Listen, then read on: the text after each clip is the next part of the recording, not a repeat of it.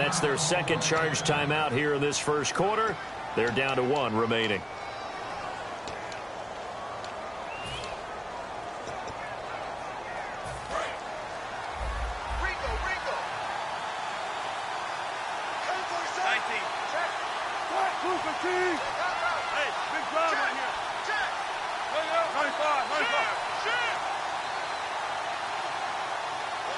Curse goes in motion right. On 1st and 10, it's Wilson. And he will not make it back to the line of scrimmage as he's going to be taken down. And the corner blitz gets him that time as he goes down for a short loss.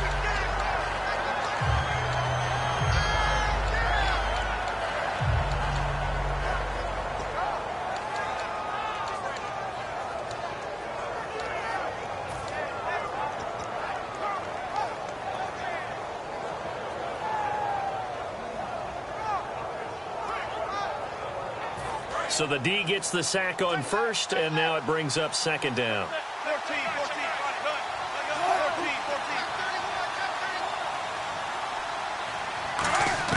Now Wilson on 2nd down. Going for the deep ball. Got a man, it's caught inside the 10. Baldwin coming off his first Pro Bowl appearance. He had career highs, Charles, in catches with 94, over 1,100 yards. That also a career high. Pretty good season for Doug Baldwin. And I think the place that he really started to take off was midway through 2015. The connection between he and his quarterback, Russell Wilson, where they were playing more from the pocket and bigger plays downfield, that just propelled him into 2016. That and anything he perceives as a slight, he uses it to his advantage, and he just goes out and plays. Give him 7 on the play, and that'll make it 2nd and goal. Well, he did a nice job keeping his eyes downfield, waiting for someone to get open. But once the pressure forced his eyes down to see the rush, it was time to make a break for it.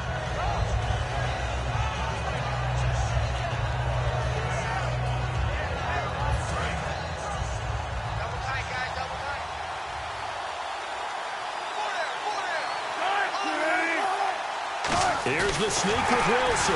And he's swallowed up right near the line of scrimmage. Call it no gain that time, and now it's 3rd and goal. Alongside my broadcast partner, Charles Davis, Brandon Gaudin hits the Seahawks with a football to begin quarter number 2, and they'll come up looking to keep this drive moving.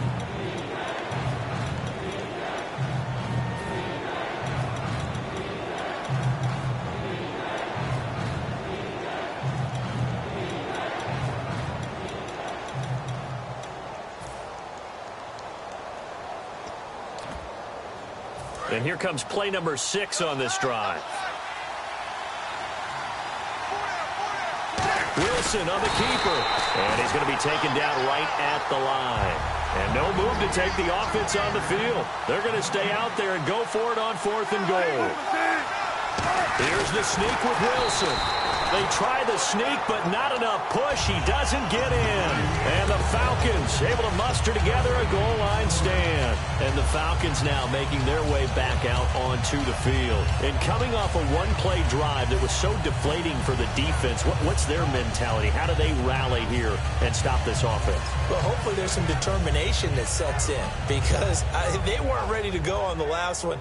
Give all the credit to the offensive guys for getting it done, but to allow a run of that length, that's just not being prepared. So now, are they determined? Are they ready to read their keys and make the proper plays? And he rifles one that's intercepted. A great read, and it's picked off. And they will set up shop, red zone territory at the 13-yard line. The Seattle now ready to march out of the field. And last time, they had it 4th and goal, rolled the dice, didn't get it. Now they've got to put that behind them, try to put together another drive. A simple tip of the cap, a nod of the head to the defense. Congratulations, you got us last time. But you didn't hold us the whole time. We got down to position. We were able to be in position to score. Let's go ahead and attack again. Continue to have that kind of confidence. Not worry about the one play that didn't allow them to get into the end zone. And this time they'll be trying to get it into the end zone. We'll see what they do. It's a gain of 5, and it'll bring up a 2nd down. Now, how about that play? He took a possible negative and turned it into positive yardage and slid down to avoid taking a big shot. Excellent job getting down and avoiding the big hit.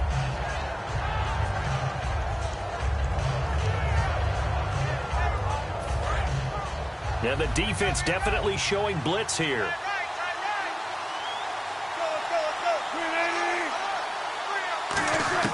Out of the gun, here's Wilson. Dancing to his left. And he'll be brought down here at the 3-yard line. Call it a gain of 5. And they'll be faced with a 3rd and inches. And we have to give credit to him for buying time and extending the play. But you know, there's some really upset defenders on that one. They thought that they had him. Instead, he was coated in Teflon and got away.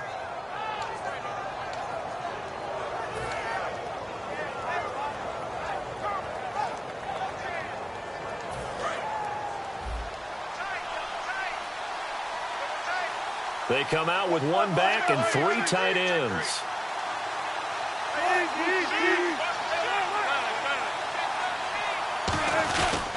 They run with a power back, Rawls. And he will take this one in for the Seattle touchdown.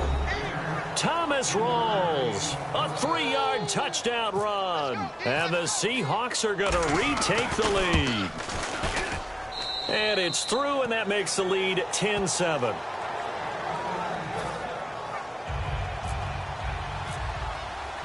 Hauschka now to send this one away following the score. And no return on this one as the fair catch is signaled for and taken. Atlanta now coming out on the field. And last time wasn't pretty. 1 play and an interception. We'll see if they can do better. I want to see if they want to go ahead and throw the ball again now on this drive after what happened on the last one. Throw it on the first play. Give the quarterback some confidence. See what happens.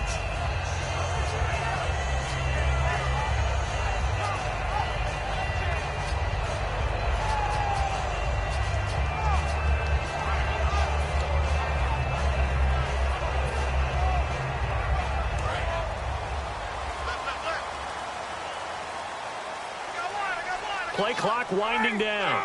And they'll send the tight end in motion here. The drive will start with a carry by Devontae Freeman. Cuts right. Devontae Freeman, they're not going to get him. Touchdown, Falcons.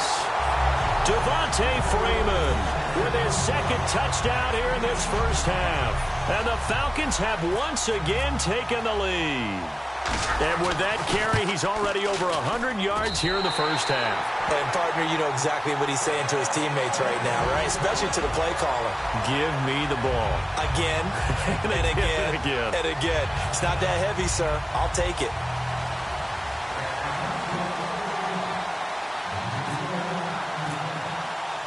Now after the touchdown, it's Bosher to kick it away. That's fielded in the end zone. And he'll make it across the 20 as his guys will set up shop at the 23-yard line. The Seattle now ready to march out of the field. And they're going to need another score. Got one last time, but still down here. When you're playing catch-up, every possession becomes crucial, doesn't it? It's vital. Get back out on the field, punch it in the end zone again. They know it's not easy, but what they do have going for them, they did score the last time. They think they've got a good formula working. And what about the defense? Well, now you're just saying to yourself, okay, we gave up a score last time.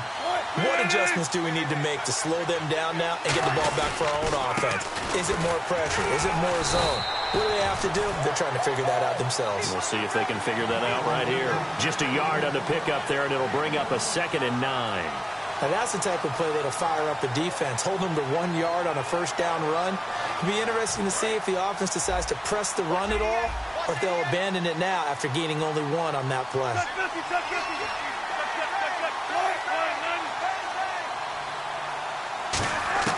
From the gun, it's Wilson. Pressure comes, and Wilson's going to go down. Grady Jarrett busting through to get him for a loss of 6. And no matter what the situation, the O-line just hates that because they feel like they didn't protect little brother back there, right? Man, that's just so difficult for them because just think about every single play. When you decide to throw the football, you're dealing with some of the best athletes on the planet. You talk about guys, if they weren't playing football, they'd be starring in the NBA at power forward. It's a really difficult task. 3rd and long, it's Wilson. He finds his man, Baldwin. And he's going to have the first down, yardage to the 35. I don't care how many times you tell the story, it never loses its luster for me. Doug Baldwin, undrafted out of Stanford, and plays like a #1 receiver should in the NFL. I don't care how you cover him. I don't care that his size isn't great. He's the one that typically comes up with the football. Absolutely. His roots go all the way back to Gulf Breeze, Florida, where he's from, right on the water near Pensacola, and then, of course, to Stanford, and, boy, he's been good. Eluding the pressure right. Now he'll let it go deep right. Now a clash of bodies here, and it's intercepted. A great read, and it's picked off. And they are going to take over right there at the 22-yard line. Atlanta now coming out on the field. And they hit the home run last drive. One play on the ground all the way to the house. Now the defense, maybe they're expecting a run here. Partner, I love your description because when we talk about hitting the home run, we're usually thinking about a passing play, aren't we? Something in the air, deep ball. But how about them just taking it big-time jaunt? Now if you're coming back out, now they've established this run game, the play-action pass could very well be open. They'll need to get the play off quickly. On the ground with a tight end. And he finds some space past the 25 to the 27. 5 yards on the carry. Good pickup on first down. Well, partner, they've been running it well the entire game, and the big guys up front, they're a huge reason why. And now they're reaping the benefits as they continue to open up big holes and gain nice yardage. 2 minutes to go here in the first half. We're back to Atlanta right after this timeout.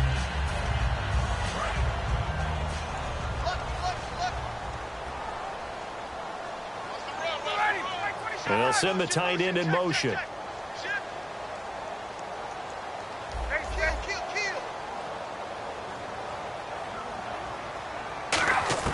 On second down, Ryan toward the sideline, and he will have the first down as he was able to keep the feet in bounds.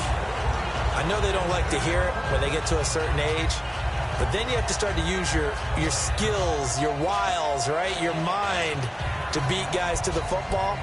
And getting your toes tapped in bounds definitely qualifies as that, doesn't it? The veteran showing he still has the agility.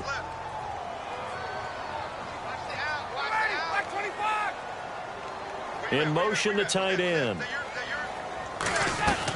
This is Freeman on 1st and 10. And able to use his blockers to get this up over the 40. And when you watch Devontae Freeman run the football, you can almost close your eyes and hear him running the football, can't you? Because people just scatter. I mean, you know, when he goes through a pile, it moves in a positive direction for him. I just love how hard he plays the game. 1,000-yard season. He had 11 touchdowns last year.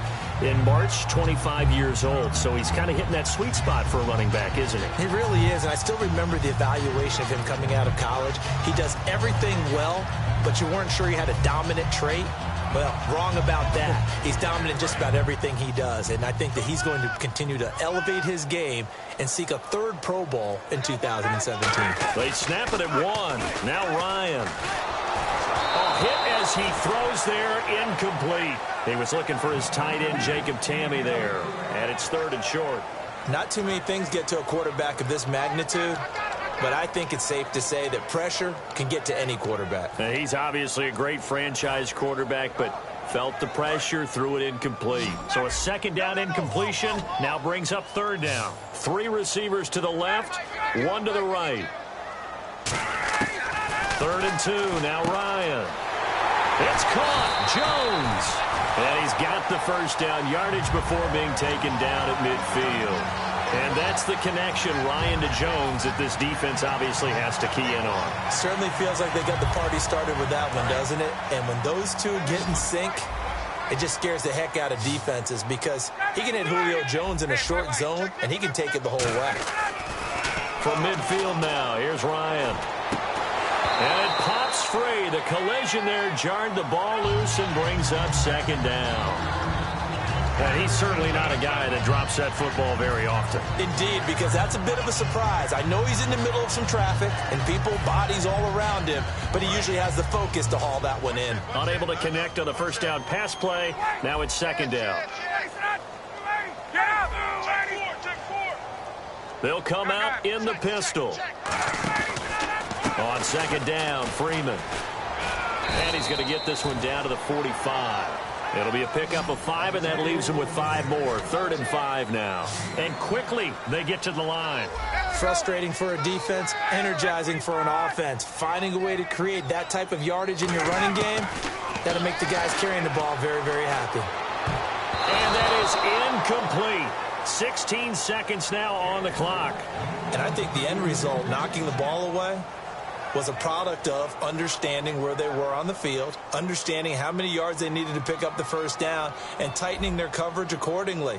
Gave them no gaps, no spaces, no real air in which to catch the football, and end up making a really nice play. And this will be out of bounds, and they spot it at the 15-yard line. Not too bad. Here come the Seahawks now, set to take over on offense. And the ball backed way up, so thinking with this amount of time on the clock, probably just sit on it, and we'll see these two teams go to the lockers. Yeah, I don't think you want to overthink it in this situation. Either side of the ball. Just go ahead and finish up the half and get on out and talk about it. They go back to the air here after the INT. He's got time. He's going to take another. He's got a man. Complete. And give him a gain of 37. Well, we know he's got the speed there. He needed the speed and the hands. A great catch. And because of that speed, you have to respect it as a defender. So you have to either play off or make sure you're somehow in contact with him. And he's able to do exactly what you said. Use the speed to his advantage and go up and get the football. That's a big-time play right there. Final play of the half. It's Wilson. He's going to flip that out to the flat. It's complete. And this time he's able to take it down to the 42.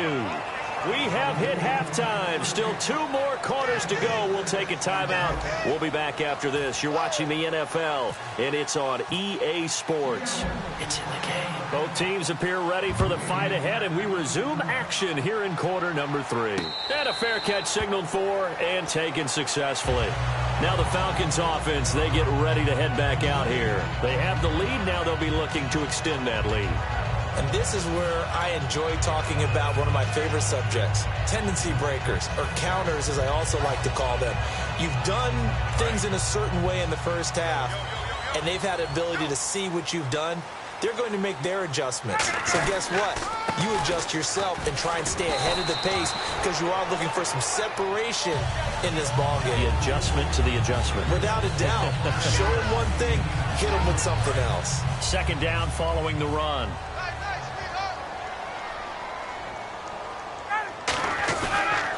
Again, they'll run with Freeman. And he'll be brought down right around the 37. And 5 yards on the play there as the drive will continue. So many teams want to throw the ball in this situation nowadays, but I love watching a team that has enough confidence to go ahead and run the football. In that situation, that's almost a tendency breaker. They come out here in the eye. Now the pitch to Freeman. And for one of the few times here today, this run's not going to go anywhere. Call it no gain on the play, and it'll be 2nd down.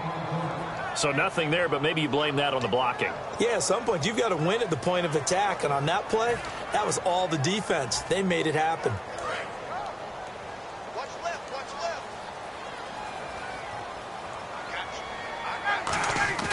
Now they'll throw it with Ryan. This one complete to Mohamed Sanu. A good pick up there of 20 yards. And defensively, they were in zone coverage there. Do you have to be a little careful? You're losing, playing against a good quarterback like he is, to not play too much zone? Yeah, you have to be careful about how much time you're giving up. I think it's a good point you just brought up. So maybe if you still want to play zone, you go to a zone blitz scheme. And you can drop anyone out of your defensive front, defensive end, defensive tackle. It doesn't matter. You just exchange someone to bring more pressure towards the quarterback and still try and cover downfield. Hey, we got right. We got right. And they'll send the slot in motion left. Time running out here on the play clock. They'll throw on 1st down with Ryan. Sanu with a grab over the middle. And he's going to get this inside the 30. Give him 16 on the pickup. And it'll give the Falcons a 1st down. When you see zone defense and you know you've got a drag route on as your primary call, you've got to be really careful as a passer about how far you let your guy go because he might wander into some tough coverage. They give it off here to the tight end. Give him a couple on the carry there, 2nd and 8. Let's give a lot of credit to the offensive line. They've been able to move the ball really well on the ground the entire game, and while that wasn't a huge one, that's okay. They'll take them in short, steady bursts.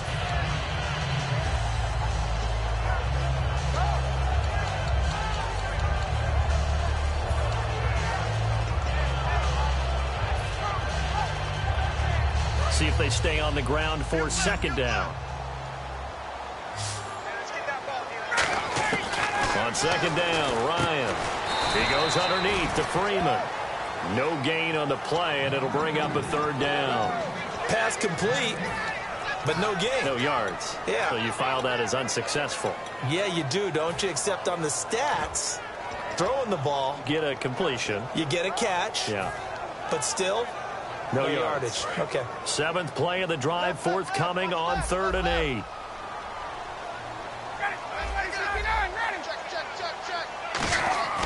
On 3rd down, Ryan. And incomplete. The contact made the ball roam free and brings up 4th down. After all the preparation, all the practice, a play like that will absolutely break your heart. They had everything they wanted, just unable to complete it. In the end zone, a big-time drop.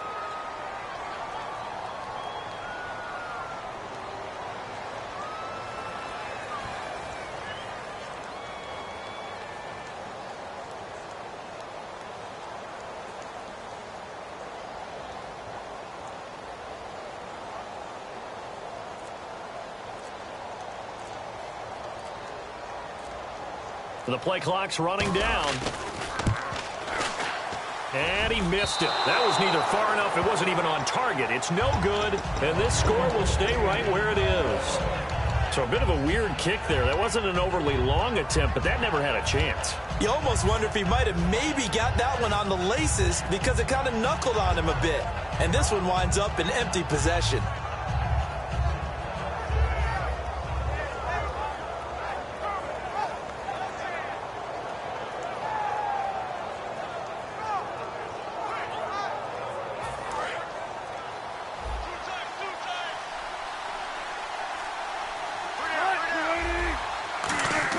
They go play action here on 1st down. Under a heavy rush, and down he goes. Oh, and the defender took some liberties there with a late hit, roughing the passer. The league has done a great job of defining what is a late hit and illegal contact on a quarterback. The defenders really have to get in line. Rawls, the lone man in the backfield.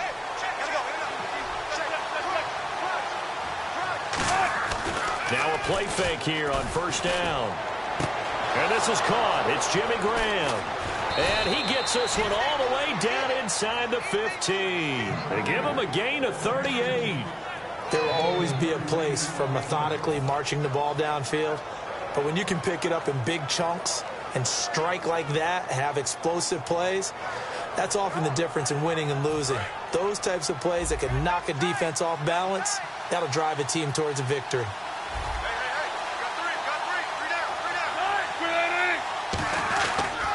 First down, this is Rawls. And they get to him quickly here as he stopped right around the 13. Credit him with a 1-yard gain there to make it 2nd and 9. I do know from experience that when you slow down someone's running game, you're now doing the dictating on defense. And guess what? Now you're getting ready to tee off on their quarterback because they have to throw it all the time. But you still have to be alert for the draws and other plays of that nature and make sure you don't get hurt.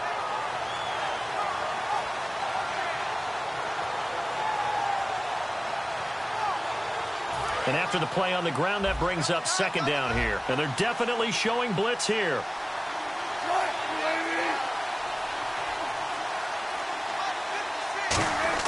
On 2nd down, here's Wilson. It's caught on the left side by Kurz. That catch good for only a yard, and it'll be 3rd down. An ex-teammate used to tell me all the time, I hate experienced quarterbacks because no matter what, you really can't hide what you're doing. And I think that right there, he knew right away where the blitz was coming from, where his primary guy was going to be, and he ended up going to a secondary target for a nice game. I was just going to ask you, that wasn't the primary target, and he's so good at that, isn't he? I think he knew right away that he wasn't going to get to his primary guy. I think he read that as soon as he got to the line of scrimmage, knew where the pressure was going to come from, and said, I know how to beat that, and that's what he did.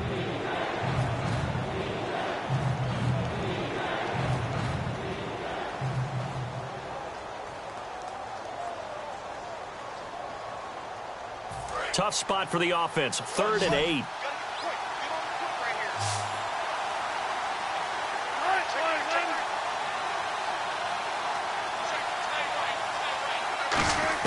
On 3rd down, Wilson. He's got Curse.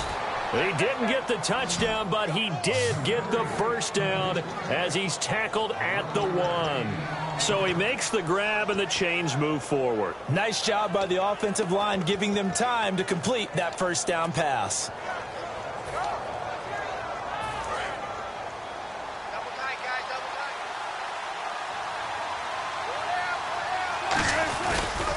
On the ground, rolls. And he's across the chalk into the end zone. Touchdown, Seahawks. Thomas rolls. His second touchdown of the afternoon. And the Seahawks have taken the lead here in the 4th. Now an important extra point here to stretch this lead to a field goal. He's got it. And this is indeed up to a 3-point lead.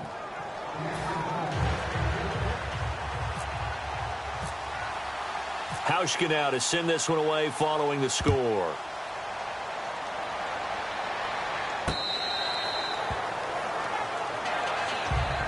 Atlanta now coming out on the field. And they had compiled a pretty long drive last time. Unfortunately, though, it ended with no points after the missed field goal. And that can hurt the psyche of a team because as they drove downfield, you know you're never supposed to count points in your mind until they go up on the board. But let's face it, we've been there. We've seen teams before. They were counting on those points. They didn't get them. Can they come back now, start over again, and grind it out? He's got time in the pocket. He's going to loft one. Deep left. Is this intercepted? It is. It's intercepted. Picked off by Deshaun Shedd. And a big turnover there as his guys will get the football back. To Seattle now ready to march onto the field. And they were able to punch it in the end zone last time. They'll be looking to do that again here for the defense.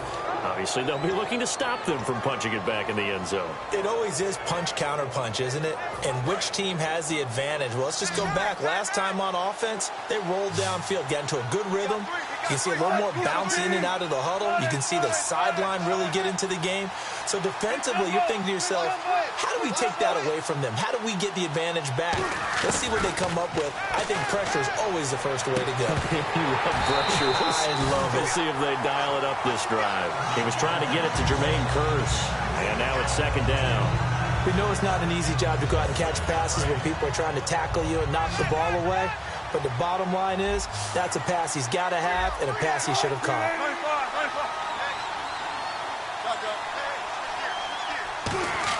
2nd and 10 now. Wilson. His throw incomplete.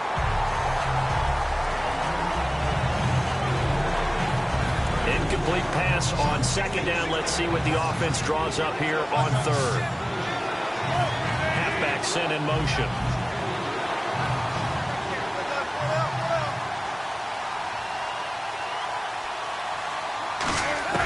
From the gun on 3rd down, Wilson. That's going to be knocked away and incomplete. I think that's a big-time play there because the slant route is really hard to cover because the timing is so quick. But able to see it, diagnose it, and get to the football, that's why he was able to bat it away.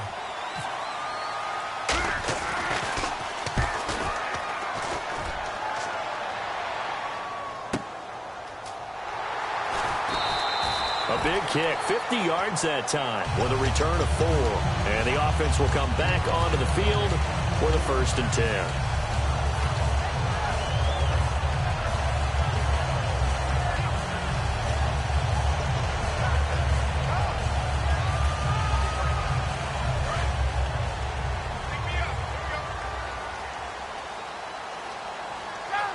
In motion goes the tight end. Try to shake off the interception. He'll look to throw. And Jones has it over the middle. Give him 10 yards on the pickup, and that'll bring up a second and just about a few inches here. One thing I can say pretty safely, that route is not called if you don't have a guy who can throw the ball and put some mustard on it. Because if you're going to lollipop it in the middle of the field, bad things usually happen. It takes a strong-arm guy who can rifle it in there, and they were able to successfully complete that one. And he'll go down right around the 47 this time. It's a pickup of 6 and good enough to move the chains. Second and inches is oftentimes an invitation for an offense coordinator to take a big shot downfield because he feels like he can come back on third down and pick up the first down. But sometimes you just don't want to break tendency. Stay with what you are, stay with who you know, and go get the first down. That's exactly what they did.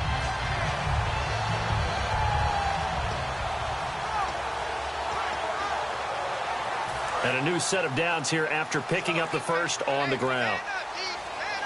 Play clock winding down. Freeman again, a first down carry. And he's going to fight his way forward here for a modest gain. 7 yards on the pickup there, and it'll leave him with a 2nd and 3. Some runs are blocked so well, you almost forget that someone has to carry the ball to gain the yardage. The leverage by the offensive line to create space up front, really well done. And they'll send the tight end in motion here.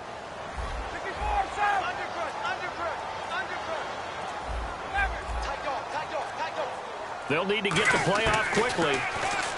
Now it's Ryan. Pressure comes. He's taken down by the Seahawk defense. Cliff Averill in there to bury him for a loss of 11. Looking to speed things up here, going with some tempo. The tight end changing his position.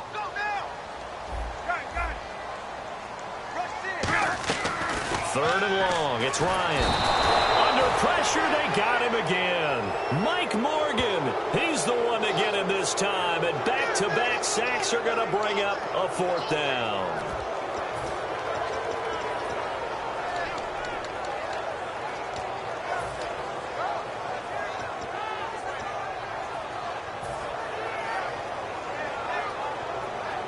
One score down. Here we go. They're going to go for it here on 4th down. They come out 5 wide, 3 of them to the right side. Time for a break. We'll come back for the electrifying conclusion after this.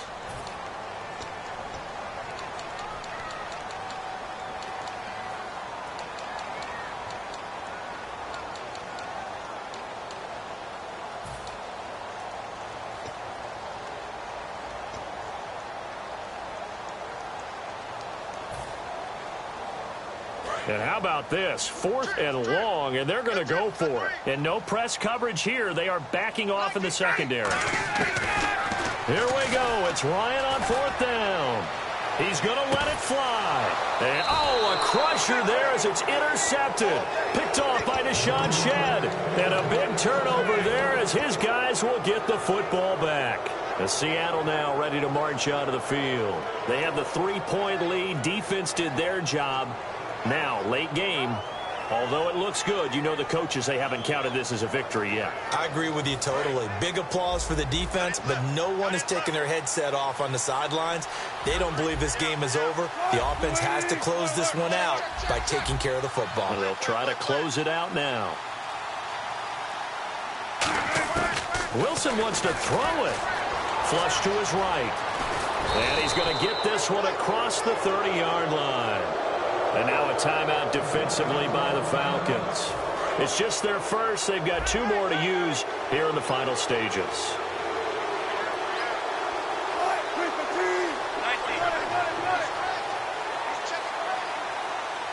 And the slot man goes in motion left. Another run, but this time it's Rawls. And he'll get this up to about the 40.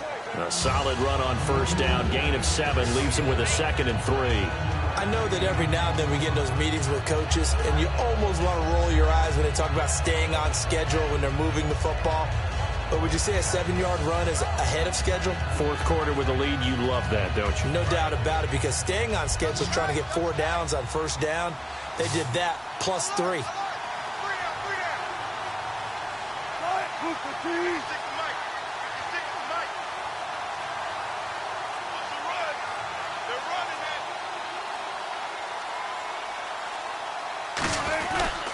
stay on the ground. Rolls again. And the Falcons going to use another timeout. That'll be their second, so one more chance to stop the clock here. And we'll be back.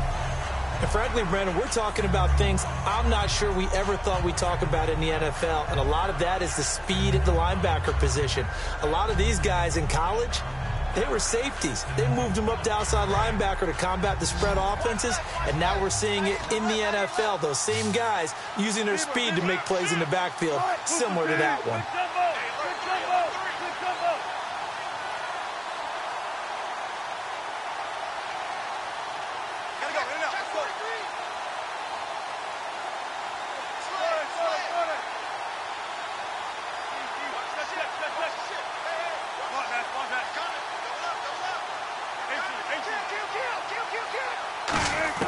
Throwing now is Wilson. Escape, and he can't get a throw off. He's taken down. What a huge play at this point in the game. And they brought the pressure there just right up the gut, didn't they? Yeah, they certainly did. And, you know, when you've got so many different responsibilities as an offensive line, you got to deal with the nose tackle, the 2 defensive tackles or ends, and then sometimes you just can't account for everyone. The linebacker slipped free. He gets this one away, and boy, it's another boomer. This is taken at about the 14. 51 yards on the punt there. And it'll be Falcon football as they take possession. Atlanta now coming out on the field. They only need a field goal. Obviously, the clock a huge factor. They'll be watching that. What do they need to do here, Charles? Your sequence of plays has to get you out of bounds. Completions, get out of bounds, gain some yardage. Then when the clock hits 7 seconds or left, now you've got a decision. Are you in field goal range, or is it Hail Mary time? Because from 7 seconds down, you don't want to take a shot that you're going to have another play. We'll see how they handle it. And they'll send the tight end in motion.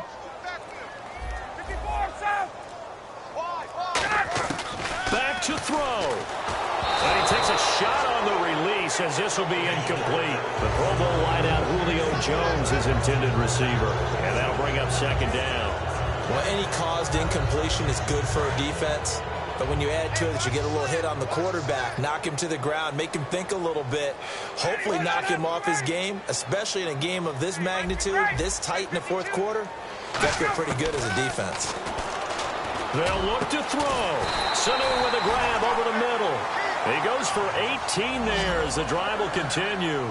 And now it looks like they're going to be in the hurry-up. So an excellent throw and an excellent catch there. Zone coverage, which means you just have to find the open areas in between defenders, is exactly what happened on that play. Now a desperation throw deep downfield. He couldn't quite hold it. Got hit. Ball pops out. Incomplete. On every offensive coordinator, every play caller sheet, they have about 5 or 6 plays per game that they call shot plays or big plays, and you don't get many opportunities to dial them up, and they just did, and they drop it with a great chance to make a big play. That's going to hurt. He's back to throw. Caught by Sanu. That one goes for 24 yards. Partner, I always loved it when Coach Madden used to talk about the phrase, take what the defense gives you. Well, if you need 6 and they only give you 4, that doesn't help you. In this situation, they're giving you the middle of the field, but you need the sidelines. You have to know when to break the rules. Well, Charles, a game and a decision that people may be talking about tomorrow for sure. Had a chance at a long field goal there at the end to try and tie it. They elect to not kick it, and they lose the game. And I think what we'd all love to see is that little slip of paper that the special teams coach handed the head coach before the game that said, this is where our kicker is good from today. This is where he feels confident, because that might be the absolute mark that tells us, okay, maybe we have to run more offense because maybe he doesn't feel good about kicking it from this distance.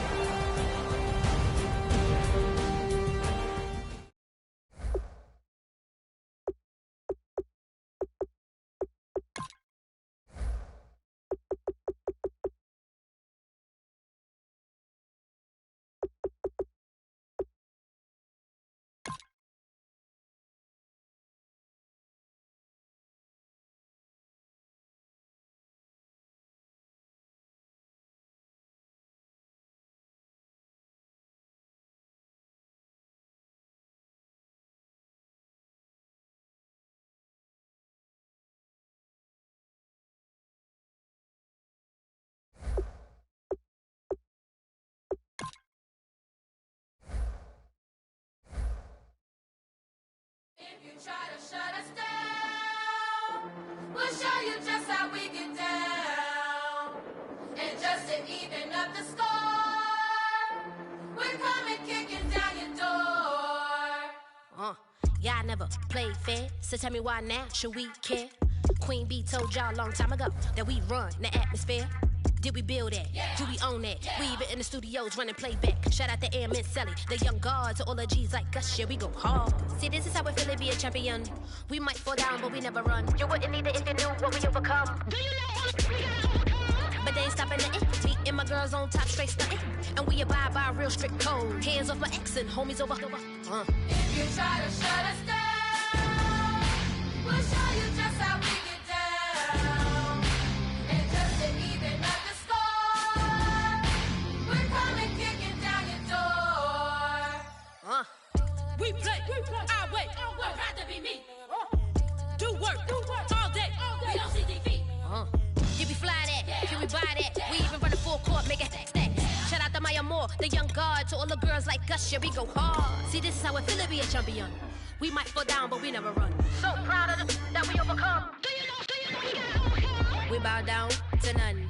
I wanna hail out all my day ones. Time really does fly when you're having fun, but the party don't stop till we staring down the sun. You try to shut us down, we'll show you just how we get down. And just to even up the score, we're coming kicking down your door. If you try to shut us down, we'll show you just how we get down.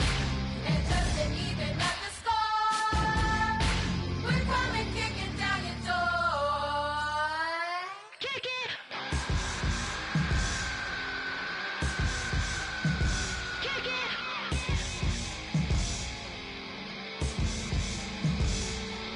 If you try to shut us down, we'll show you just how we get down. And just to even up the score, we're coming kicking down your door. If you try to shut us down.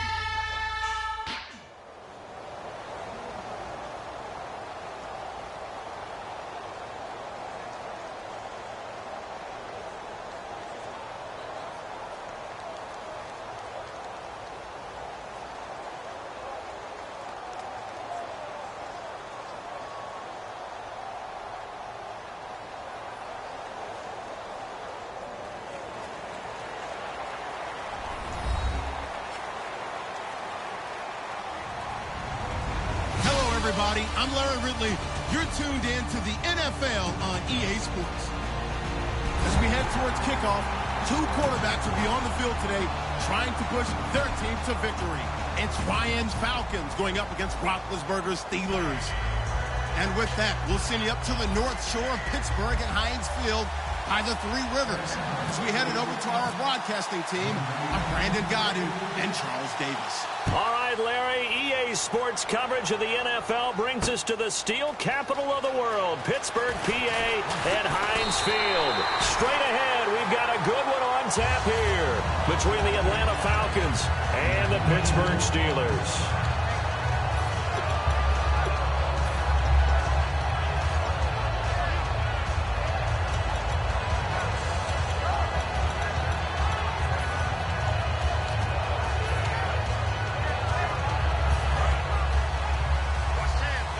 Here comes the D swarming to the line. Single, slot.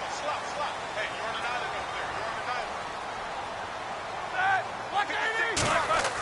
Now Roethlisberger on first down. And his first look is incomplete. Antonio Brown, the intended receiver.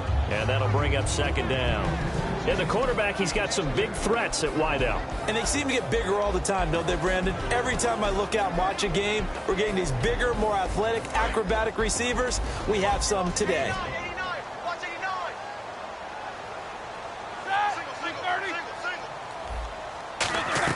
Single. Again on 2nd and 10, it's Roethlisberger.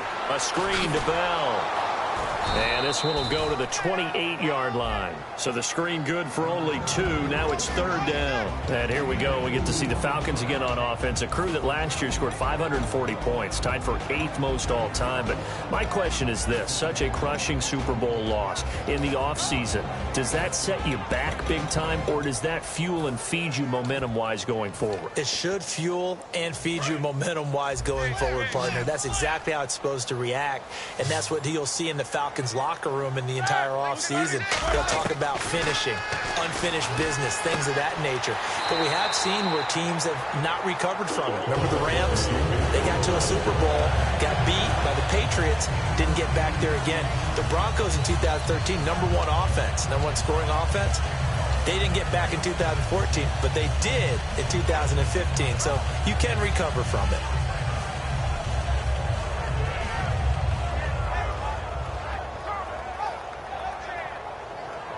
So here we go, 1st and 10 now.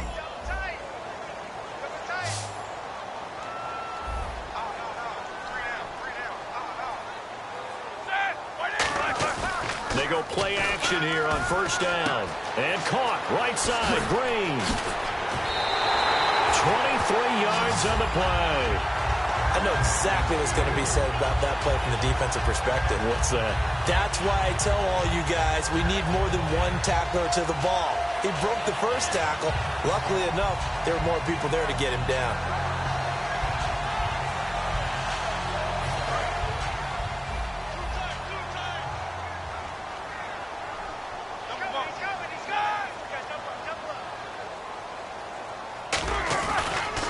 Now a carry for the former Michigan State man, Le'Veon Bell. A strong running.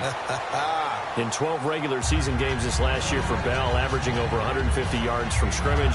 First 2 games in the playoffs were great, but, you know, getting injured in the final game probably leaves a bad taste in his mouth. Leaves a bad taste. Gives him fuel for the next season, though, because remember, for the last few years, he hasn't been able to play a full season for various reasons.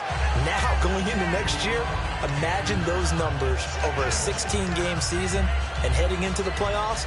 Le'Veon Bell can set new records.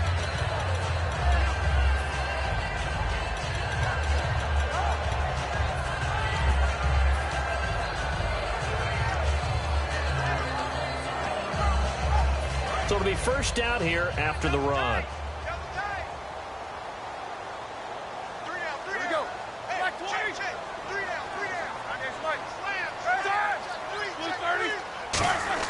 They'll throw on 1st down with Roethlisberger. James has got it. Complete. And able to break one tackle, but then quickly brought down. But a nice little gain. How about the timing on that one, where they were in sync, weren't they? 3-step drop, balls out of his hands, right to the tight end. Nice completion, just like they do it in practice. Counting down toward the midway point in quarter 1.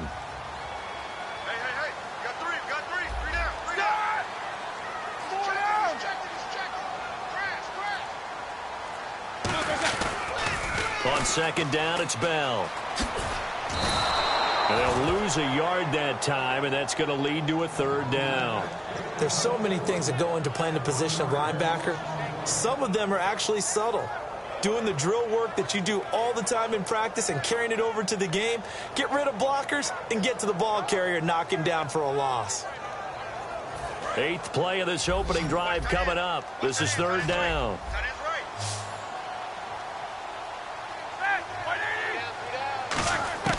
From the gun on 3rd down, it's Roethlisberger. And it's caught over the middle by the tight end, Green. They stop him for only 3 that time, and that'll bring up 4th down. One hallmark of good defenses is understanding the game.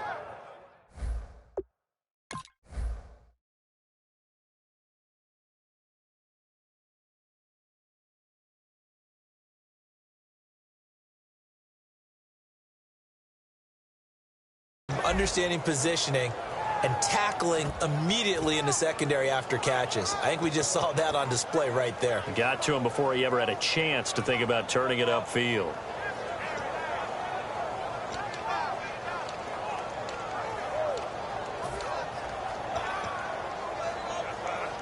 And it appears they'll go for it here on 4th down. A big call on the game's opening drive. 4th down. Here's Roethlisberger. And it is incomplete. Boy, it looked like he had it and dropped it. And this defense delivers a turnover on downs on the very first drive of the afternoon.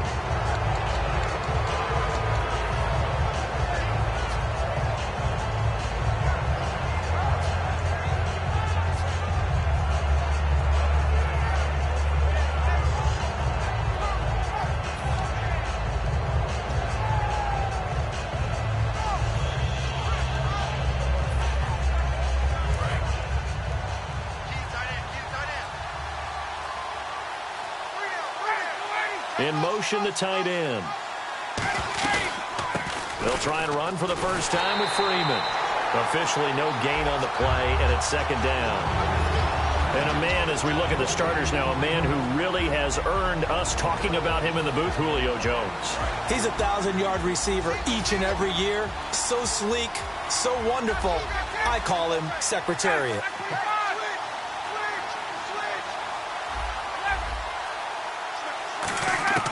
On 2nd down, Ryan. And incomplete there. A nice hit. Jars the ball free and brings up 3rd down. And the starting defensive unit here for Pittsburgh. Stephon Tuitt's ability to play defensive end and yet rise up and knock passes away when quarterbacks try to throw them, he makes it hard to get around.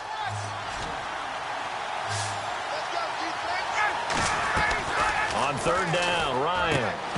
And he couldn't hang on to it through the contact. Incomplete. Whenever I see a drop like that, I have to kind of take a step back and check myself a little bit. So used to seeing those big guys make big-time spectacular plays that when they drop one, I have to remind myself, we ask a lot out of these guys. Block and catch the football, not easily done in today's NFL. It'll go as a 50-yard punt, 6 yards on the return. And the Steelers will go on offense here, 1st and 10.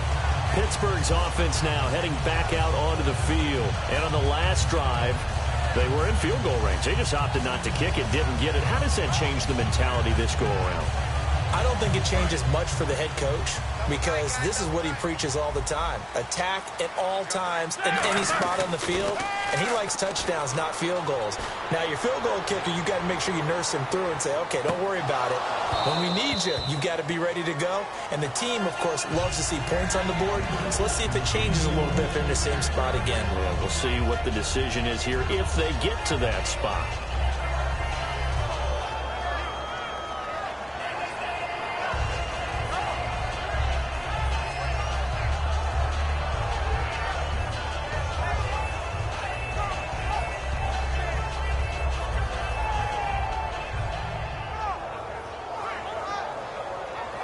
So incomplete on first. Let's see what 2nd down has in store.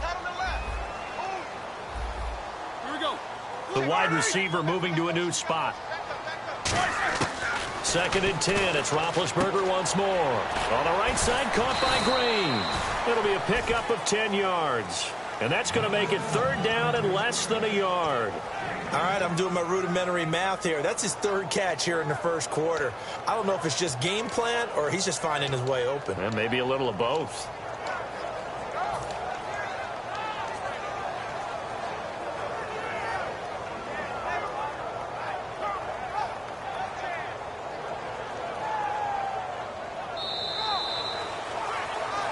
Back with Charles Davis, Brandon Gaudin. It's Steeler football to begin quarter number 2, but they've got a 3rd and inches coming up, trying to keep the chains moving.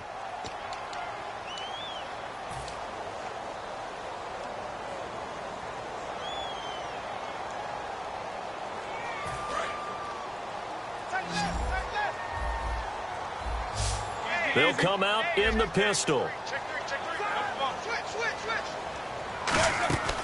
They'll try and run for it with Bell. No gain on the play there. A nice job defensively, and it likely forces a punt situation on 4th. That was a terrific job by the defense stopping them on 3rd and short. But sometimes you get some visual cues from the offense because when they're going in short yard situations, you might see the offensive line come in tighter together, a little more shoulder to shoulder, trying to wedge a hole in the middle. They didn't get it done on that play. And in their own territory, needing only a few inches, they're going to line up to go for this thing on 4th down. They come out here in the I. They'll run it with Bell. So certainly an interesting call there to go for it. And the Falcons will take control of the football in great field position.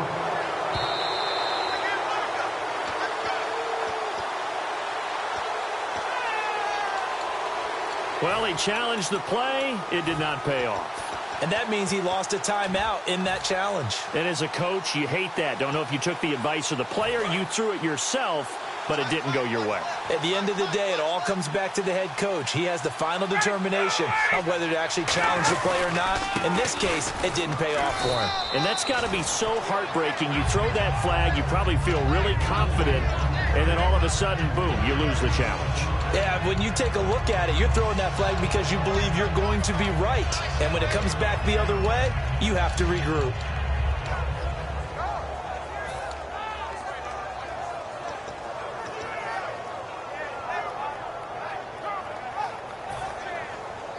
Second down following the run.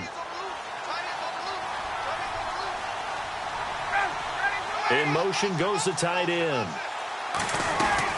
Freeman again. And he'll get 3 down to the 34-yard line. James Harrison, the veteran, in on the stop. We always like to talk about defense in terms of levels. First-level defensive line, second-level linebackers, third-level defensive backs. On that run, that was what we call a first-level run, and it was stopped by a second-level player. Well, they were handed great starting field position on this drive, but now they face a 3rd and 4. And they'll bring the big tight end across the formation left. From the gun on 3rd down, Ryan.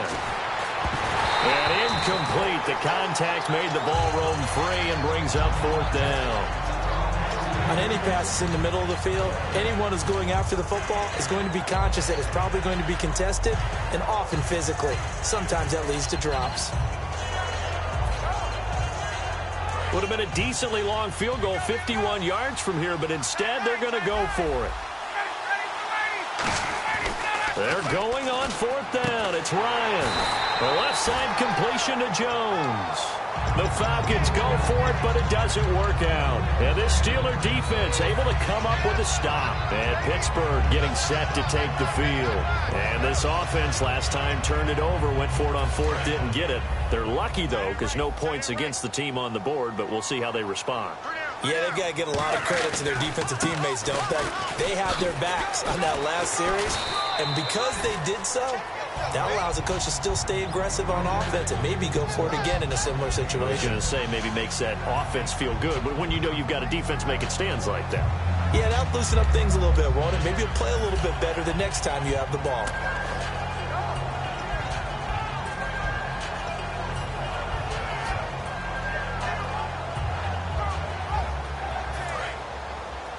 Possible run anticipation here as the D-line sandwiches together. Brown, the lone receiver, left. Now it's Roethlisberger.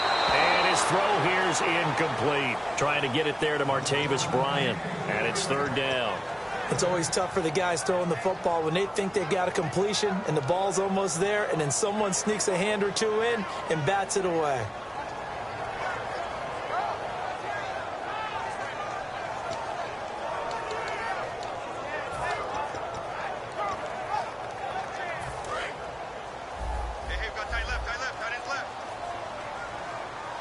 They come up with one running back. That's Bell.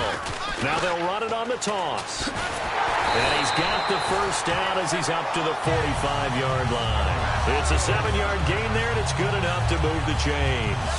Well, partner, you might want to tear up your scouting reports a little bit here because they just broke tendency. 3rd down, you don't ordinarily see a toss. They ran it, and they ran it really well and picked up a first down. I love the way the edges were sealed, which allowed him to get to the corner. Well, you mind if we go off topic for a second? No, let's go. I like to do that randomly. AFC playoff contenders for this year that didn't make it last season. Who do you have that might get in? Well, I think Cincinnati's got to be considered there. Maybe they'd have an offseason that's calm, and they go into this season and try and get back to the playoffs where they've been perennials. How about Denver? Yeah. Remember last year they didn't have the quarterback to start. Trevor Siemian played pretty well overall, but maybe they can get solidified there and ride that strong defense right back into the playoffs. I'm going to give you a couple a little bit off the pace. Indianapolis cannot afford to squander Andrew Luck, one of the better young quarterbacks in the game. They've got to get back to the playoffs. And Buffalo, brand new head coach, brand new people running the ball club. Let's see if they can figure it out, because I think defensively they can be awfully strong. They pick up 12 on the play there, and they move the chains.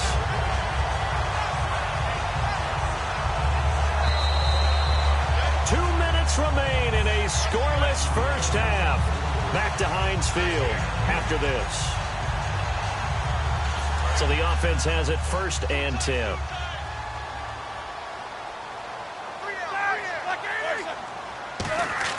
Now Roethlisberger on 1st down. And it pops free. The collision there jarred the ball loose and brings up 2nd down. I know tight ends love this route because a lot of times they'll fake a block first and get a little bit of space and then come across the middle, because in their mind, they're thinking catch the ball and then drop the hammer on the little guys in the secondary. Unable to drop the hammer, he just dropped the pass. 2nd and 10 now. It's Roethlisberger. A screen to Bell. And on this one, he'll get to the 15, right at the 15-yard line. Give him 6 on the screen, but now it's 3rd down. For a second there, I thought that might break big. Screen pass. Looked like it was coming together. Looked like there was an opening. Still, ended up with a solid game.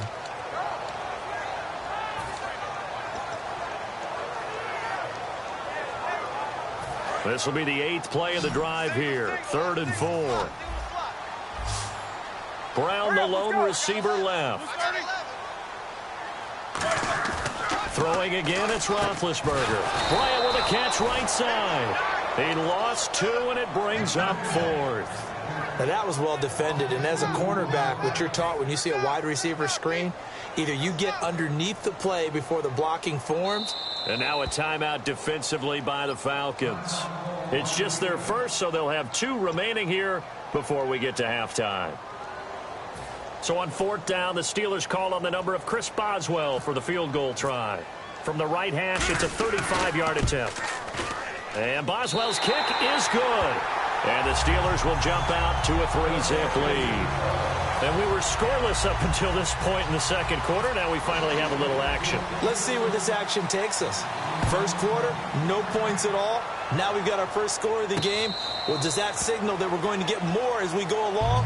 Or will it revert back to what we saw in the beginning of the game? And here now come the Falcons. And on that last drive, went for it on 4th, turned it over. A good job by their defense, though. They held them to 3, but this offense, they've got to be a little bit better, a little bit more careful here. And sometimes when you see these calls on 4th down, when they decide to go for it, it's not necessarily the coach saying, I believe in my offense. Sometimes the coach saying, I believe in my defense. I can afford to go for it here, because if we don't get it, I don't think we'll give up more than 3. And that's exactly what happened. You think that factored in? I do. I think that he had that in his mind going into the game, that I'm going to be aggressive on offense because I know I've got a defense that can hold up their end. They're going to hurry back to the line now. They go play action here. And the Steeler pressure too much here. He's going to go down. Now hold everything here. We're going to get a timeout by the offense. So that means they're down to 1 remaining here as we head toward halftime. Freeman, the lone man in the backfield. On 2nd down, here's Ryan. He completes it to Jones. Over 1,400 yards last year for Jones. Just 6 touchdowns, but, you know, of course, he had the big 300-yard game However, when he was blanketed with coverage, he always opens things up for other guys, doesn't he? He does, and that's what's benefited Atlanta's offense. Other guys were able to step up. In 2016, Mohamed Sanu stepped up and had his best year as a pro. Austin Hooper, as a young tight end, really developed down the stretch. And Taylor Gabriel, who had come over as a free agent from Cleveland, he really flourished, actually led the team in touchdown catches. But there's only one Julio Jones, and you want to get the ball to him as much as possible. The good signal callers would never go back in the huddle and play the blame game because they need those guys to protect him. But on that last one, his offensive line, they lost their leverage very quickly, and that's why they were able to get to him and hit him as he tried to throw the football and force an incompletion. And defensively, a dime look here. 6 DBs on 3rd and 12. No surprise at all.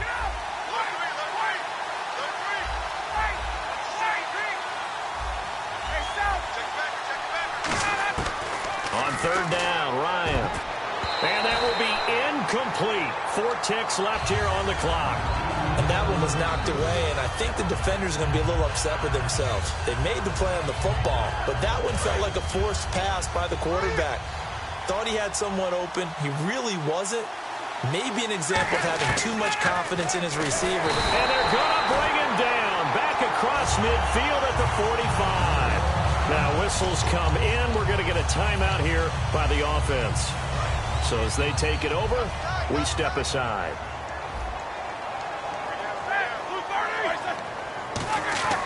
Final play of the half. It's Roethlisberger. And he's going to go down.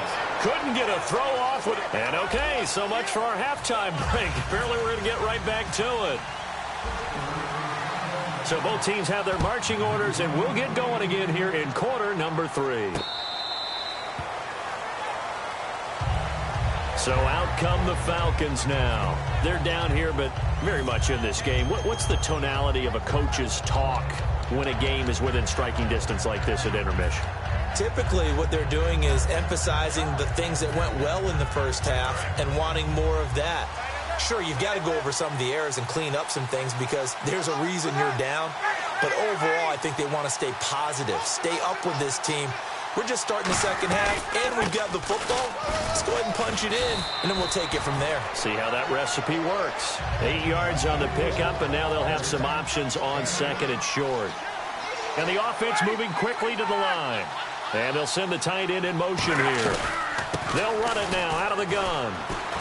And he'll be brought down right around the 37. Just 4 yards on the pickup, but that's good enough to extend the drive. Not too many more ideal situations in 2nd and 2 in order to try and pick up a first down. They ran it and picked it up. On 1st and 10, it's Ryan. This one complete to Mohamed Sanu.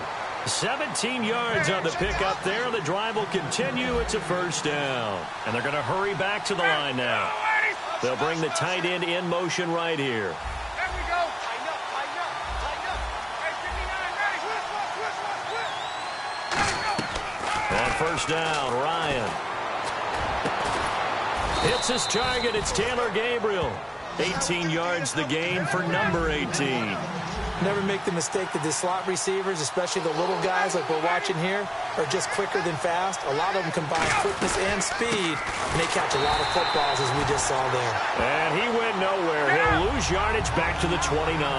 That's going to go as a loss of 2, and it'll be 2nd down.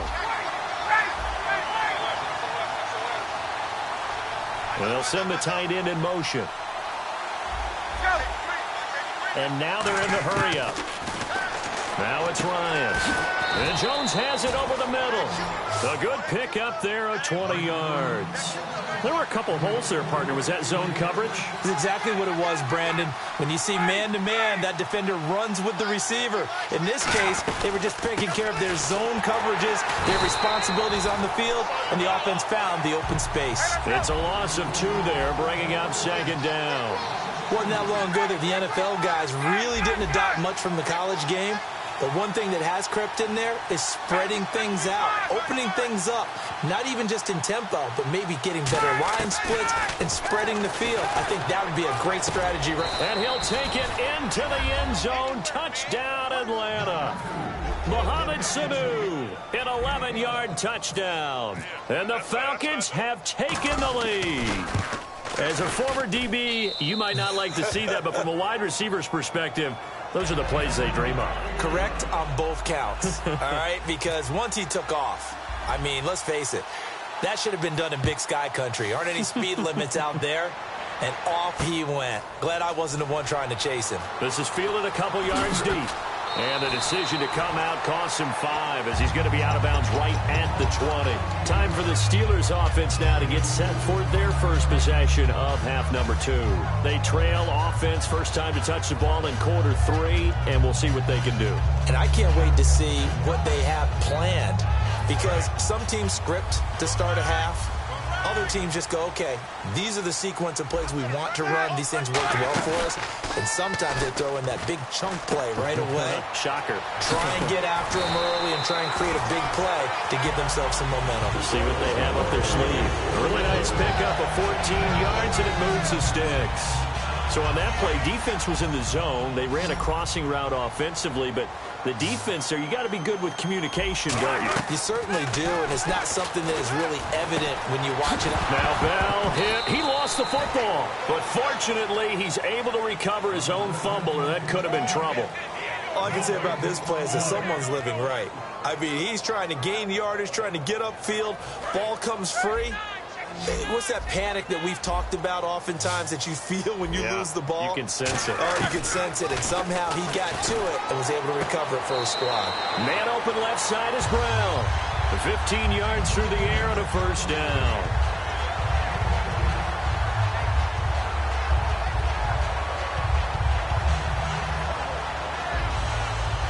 First down and 10 now for the offensive group.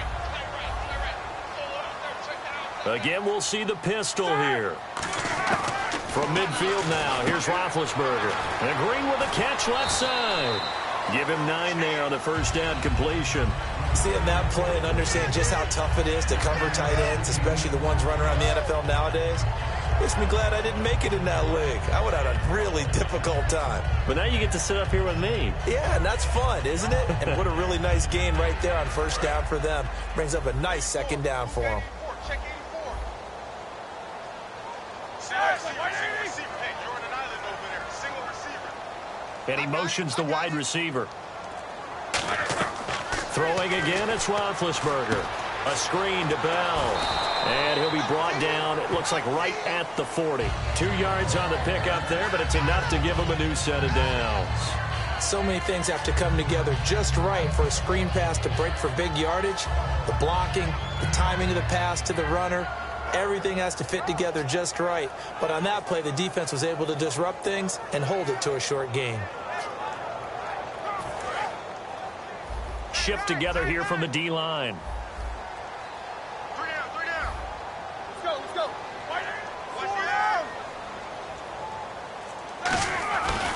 Now a first down carry by Bell. And able to push his way forward here for a good little gain. He'll get a nice chunk there on the first down run, and it's 2nd and 4. And once again, leverage wins. The offensive line, lower than the defensive front. They moved him and found some good space for the guy carrying the ball.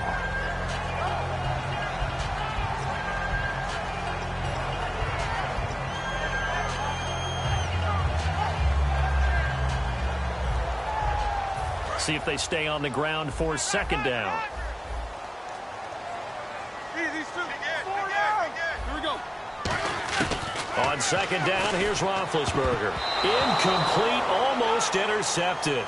They haven't picked him off yet. Would have been a great time for the first, but instead it's 3rd down. Pretty nice coverage there, but a missed opportunity for an interception. Let's face it, a lot of these defenders, they've got it all. Speed, athleticism, hands, a little bit questionable.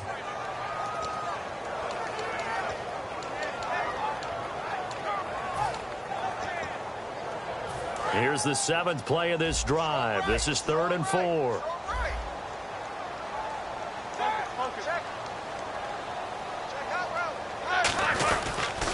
They'll pitch it out to Bell.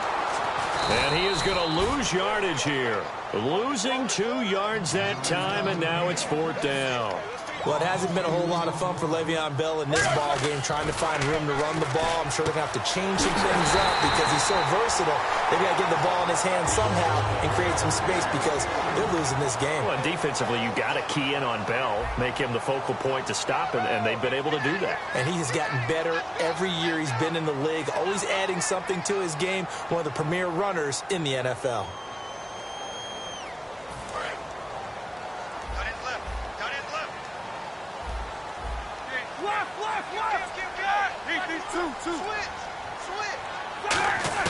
On first down, it's Roethlisberger.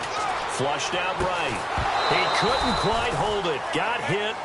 Ball pops out. Incomplete. That was a classic example of trying to run with the ball without securing the catch. He was thinking about those rack yards instead of making the catch first and then taking off. They'll go back to the ground with Bell. And the cutback. And he's in. Touchdown, Steelers. Le'Veon Bell, a 22-yard scamper. And the Steelers have taken the lead here in the fourth quarter. Well, partner, that was another explosive run. And one thing I've learned in our time in this game, yes, the offensive line has to get a lot of credit, but for big runs to occur, the wide receivers have to block well downfield. And then you have to have a good guy carrying the ball too, right? Oh, without a doubt. You need that difference maker lugging the rock.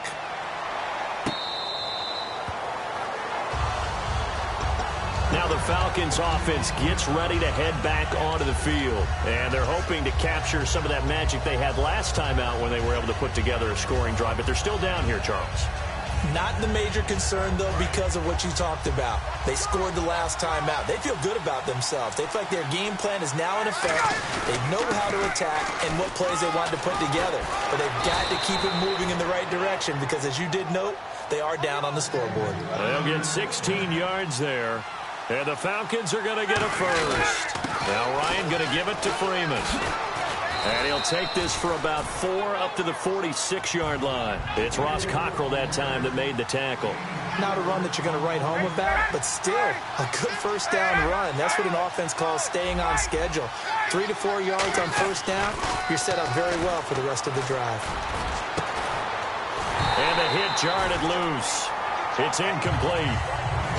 It looked like they had something there, but I think that he was thinking about running with the football before he actually hauled it in, and that led to a big drop.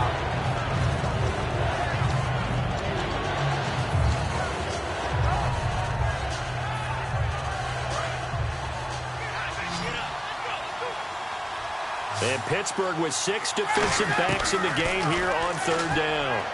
Hard throw, incomplete. A pretty good coverage there, and both of these defenses, they've had good coverage throughout this one. No doubt about it, and in today's NFL, where we're used to a bit more scoring, this feels almost like a well-pitched game in baseball on both sides, where the tension continues to build.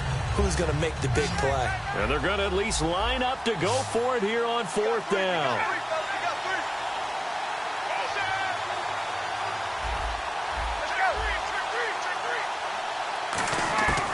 Here we go. It's Ryan on fourth down.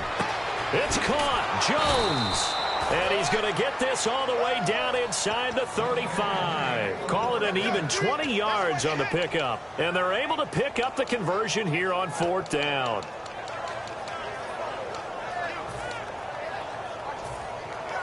And now a first down following that long gain.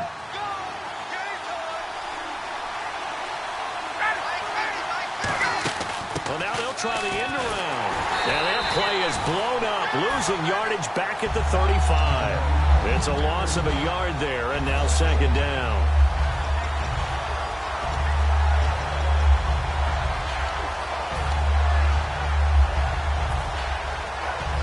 So now 11 yards to go for this offensive unit. It's second down.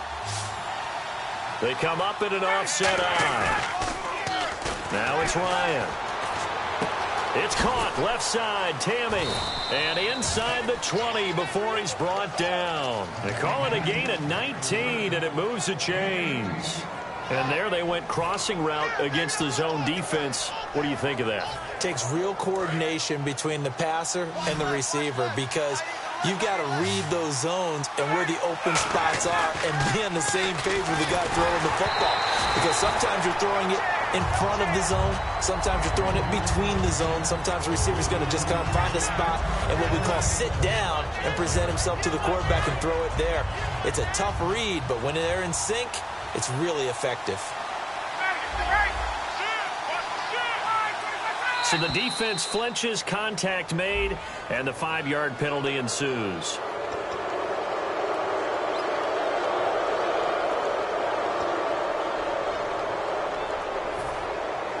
So second and medium, 2nd and 5 now.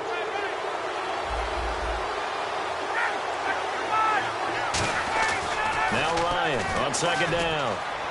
Looking for Jones, and it's intercepted. A great read, and it's picked off. And some room to roam now. Accelerating, and off he goes. Past the 20. And he brings this one back. It's a pick 6 for a Steeler touchdown. So from one end zone all the way to the other. Talk about a turnaround. And how about the excitement that play generates for his team? Not just the points on the board, but the momentum and taking it from coast to coast, end zone to end zone. What a tremendous play. Now get that man an oxygen tent.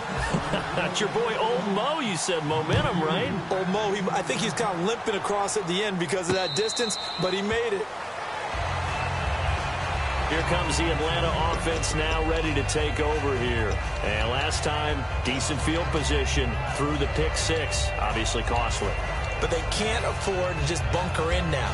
All right, good field position means go ahead and attack on offense. Try and press the advantage a little bit. They just have to be better with the football on this possession. So the last one didn't bother you too much last time? No, because it's exactly what you're supposed to do. You can't have good field position, not try to take advantage of it.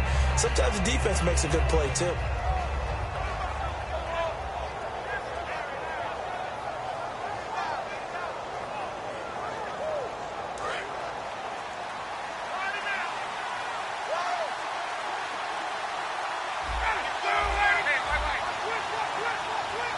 Sanu, the man in motion left.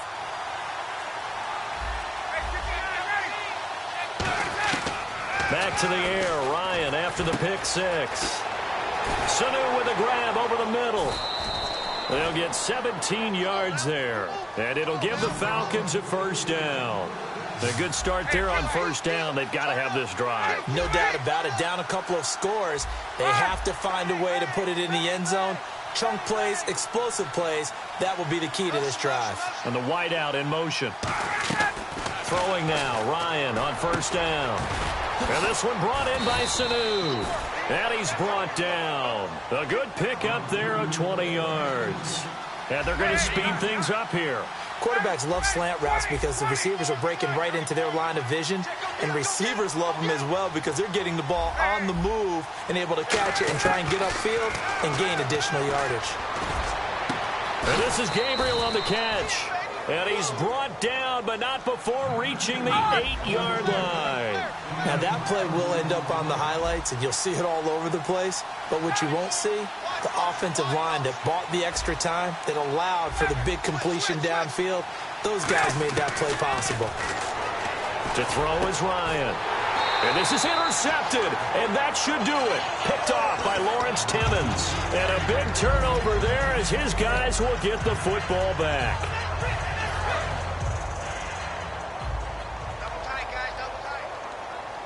They come up with one running back. That's Bell. Blitz coming, and down he goes. A loss of 4 that time on the sack, and it brings up second. Man, he got in there so quickly, Charles. What could the offense have done to adjust and account for that? But what you're hoping is that you figure out and you see and get a clue that maybe there's going to be some pressure coming at you, and you change the blocking schemes. Maybe you go to max protection. The biggest one is maybe you bring your running back in to try and keep you clean. But in that case, that didn't happen. Zero accountability, and a sack resulted. Roethlisberger to throw. And it's caught over the middle by the tight end Green. And now a timeout defensively by the Falcons. It's just their first. They've got 2 more to use here in the final stages. Here's Jordan Berry now as he's on to punt for the first time this afternoon.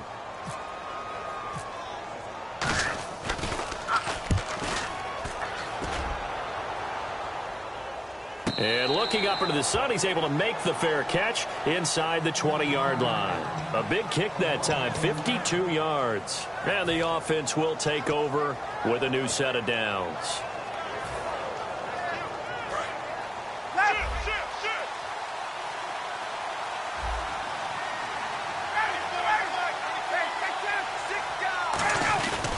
They'll run with Freeman here to begin the drive.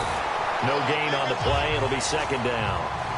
And this defense continues to give them fits. They just can't get really anything going on the ground, can they? I love the theme that you just brought up. This defense has been tough all game long against the run. We just saw another example of it there. And both guys were there, but it falls incomplete.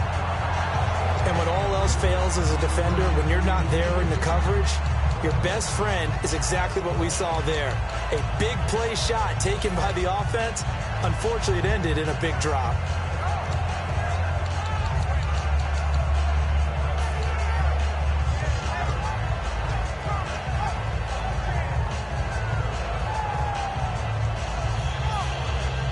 Ten yards to go on third.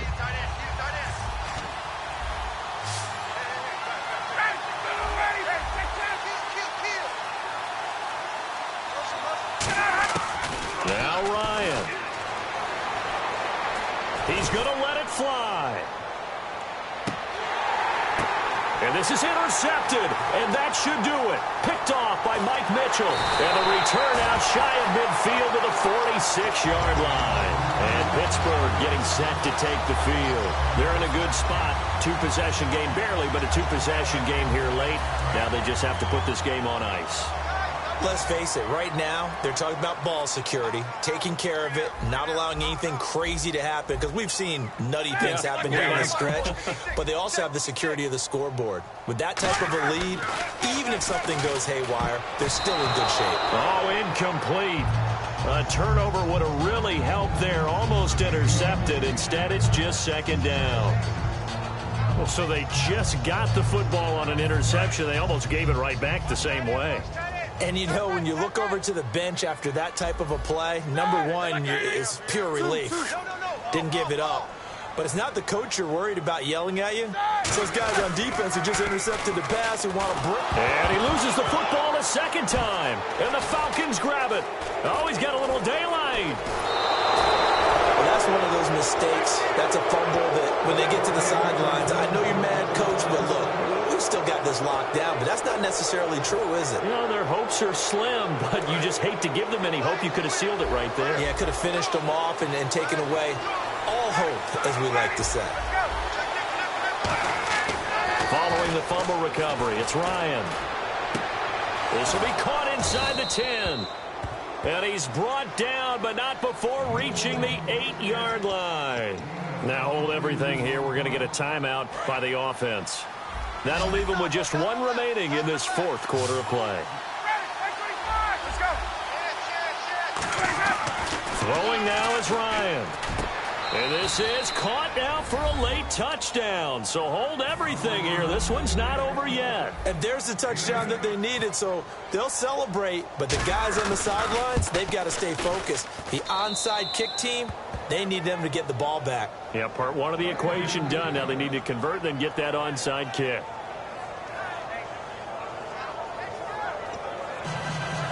So still a small chance here with a little over 30 seconds to go, but they're definitely going to need this one to bounce their way.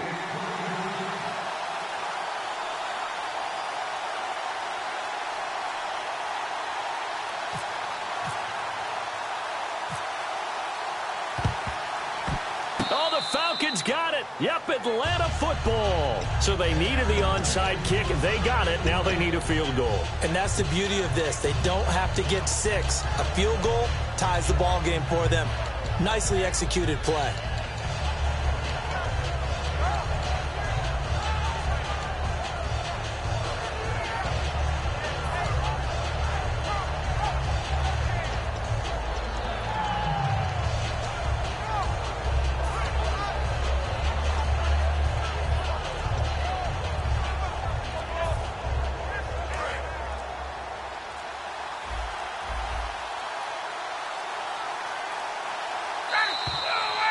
clock down to 0, and this is not the way to start a drive.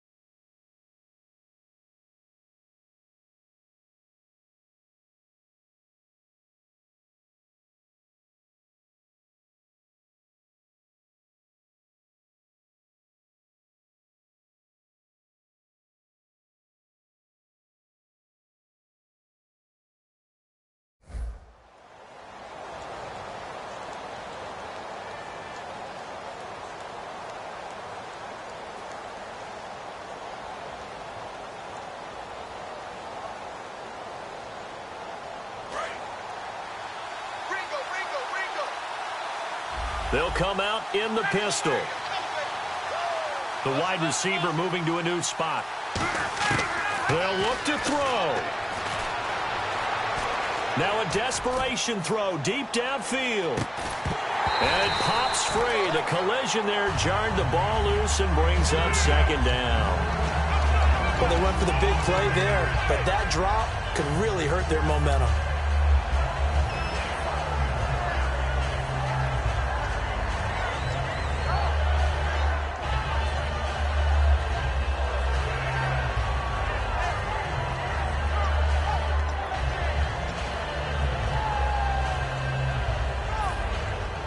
Second down following the incompletion. In motion, the tight end. Back to throw. Well, this is taken in. It's complete. And he's taken down, but not before he gets this into enemy territory across the 40. And quickly, they get to the line. Well, even after all those interceptions, he's not deterred, still confident to go deep at work there. I think all the old rules. Now, whistles come in. We're going to get a timeout here by the offense. That'll be their third and final stoppage here as we step aside. The Falcons will call on Matt Bryant for the field goal try. With 2 seconds left in regulation, this to force overtime. And the kick for the 41-year-old is up and good. And that will tie things at 17-all. It's a little teaching moment here. Overtime rules. Remind us how this goes, partner. Okay, so in the past, we had sudden death. First team to score wins, but no longer. Now, if the team receives the ball, scores a touchdown, they win the game. If they kick a field goal, though, or don't score, the other team gets a possession. And after both teams get a possession, then we're into sudden death. First team to score wins the game. Here comes the Falcon offense now as they get set to take over here. They're set for their first drive here in overtime, and this is where the crowd can really become a factor. They've had to battle it all day, but I know what you're saying. In overtime, that gets doubled, doesn't it? At least, because now the crowd really wants to be involved and help their team, and that first drive can dictate the whole thing because they know if this team takes it downfield and scores a touchdown, it's game over. And it's been loud in here so far. They'll run it now out of the gun. And they're able to get this one across the 35. 12 yards there as they move the chains. How many times do we say in this game that speed kills, and it does it in so many different ways? In this case, you got a back who's quick and shifty, can make moves, make people miss, but also gets to and through a hole before it can close down. That's some of the benefits of that speed, not just outrunning people in the secondary. And that led to a really nice game. In motion goes the tight end. First throw in overtime now for Ryan. Oh, the ball comes out on the hit, but they'll say it's incomplete. When defenses get to the quarterback that quickly, a lot of times it's called a jailbreak. It wasn't quite that fast, but fast enough that he had no time to look downfield and set himself to throw the ball. And as he tried to do that, he was hit, and it forced an incompletion.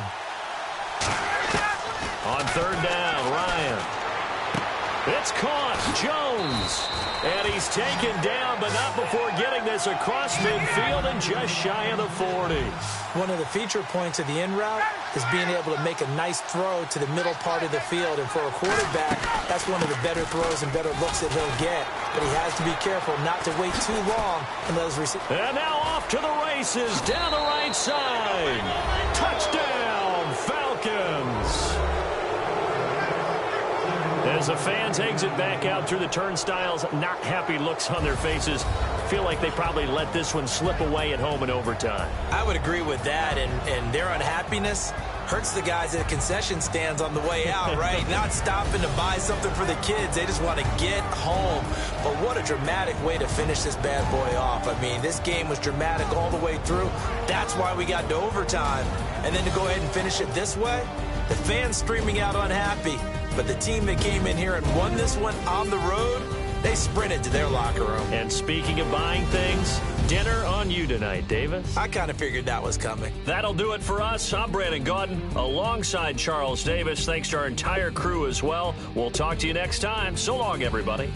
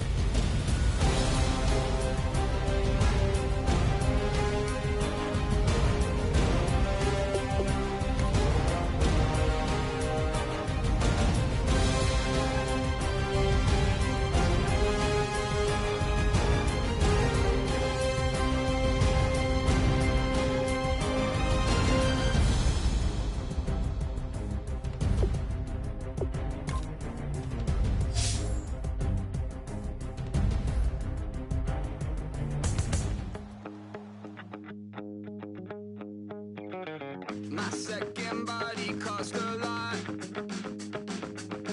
After I bought it, I just wore it home. Reading philosophy and gossip rags. Spending my bottom dollar on my toes. I'm a pacifist who's never not been pacified. I'm a piece of... It's a point of pride. I'm the super rich complaining I want more in life. Cry, baby, cry, oh, cry, baby, cry, oh. I don't really care what's down in the winter circle.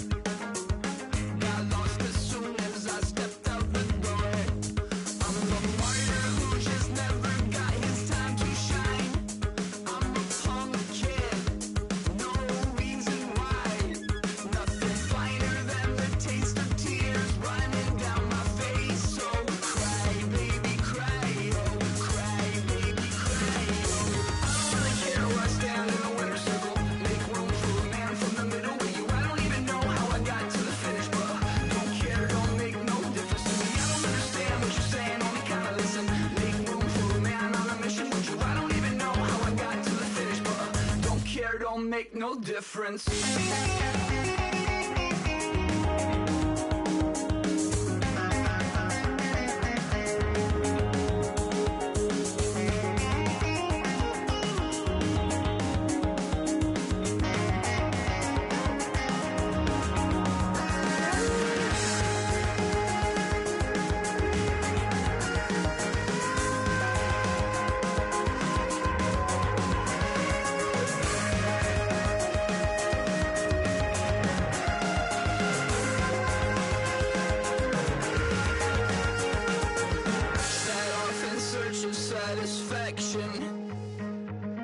Rattling my replacement heart of gold. I'm coming back to join the cast of Carmen. I never sung a single song before. I don't really care where I stand in the winner's circle. Make room for a man from the middle with you. I don't even know how I got to the finish, but don't care, don't make no difference to me. I don't understand what you're saying, only kinda listen. Make room for a man on a mission with you. I don't even know how I got to the finish, but don't care, don't make no difference.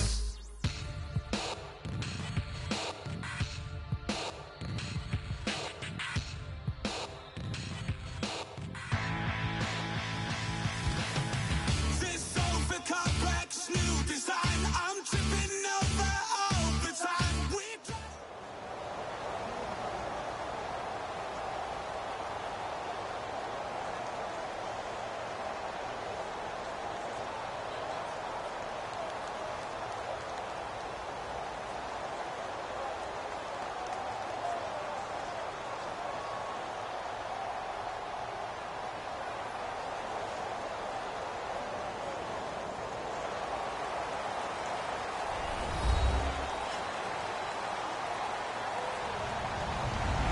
Hello, everyone. I'm Larry Ridley.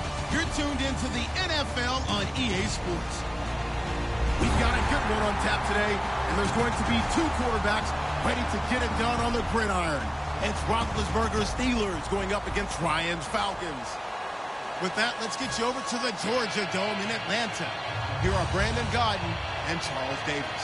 Thank you very much, Larry. You are looking live at the Georgia Dome here in downtown Atlanta. Coming up, we've got what should prove to be a good one between the Pittsburgh Steelers and the Atlanta Falcons. That'll be taken in the end zone. And he'll get across the 20 before he's brought down at about the 23-yard line.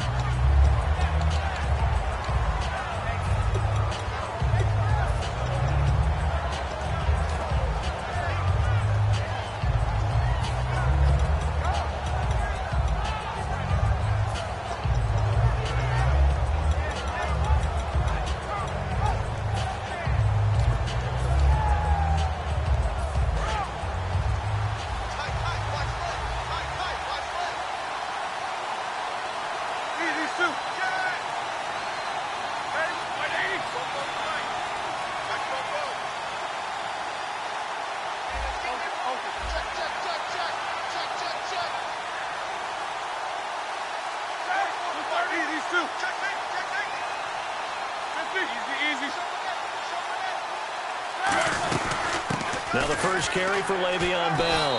And he's not going anywhere to start the night. They stop him at the line of scrimmage.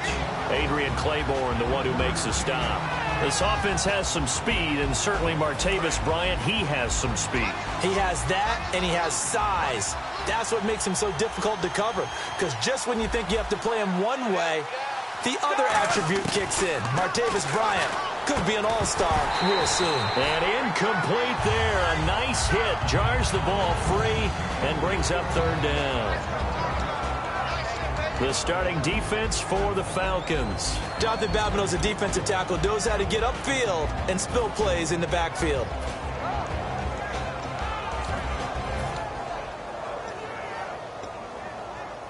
So trouble already here on their opening drive. This is 3rd and 9.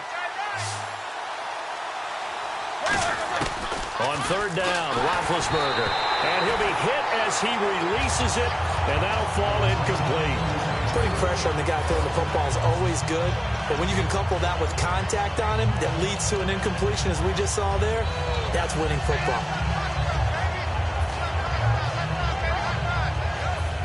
And now the Steelers' second-year punter. This is Australian-born Jordan Berry. Back deep for the Falcons is Eric Weems.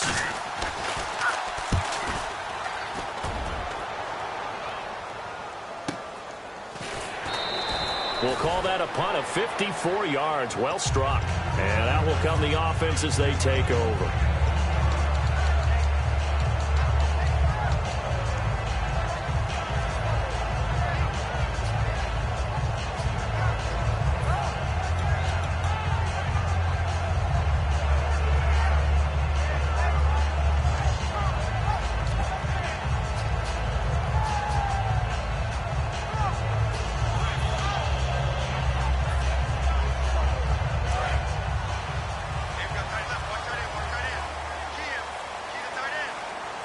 Time running out here on the play clock. A first carry for the tailback, Devontae Freeman. 2 yards on the carry there. It'll be second down. A glance at the starting unit. Julio Jones, a threat on the outside, of course. Combines great athleticism, incredible speed, and a whole lot of toughness to be one of the better receivers in the NFL.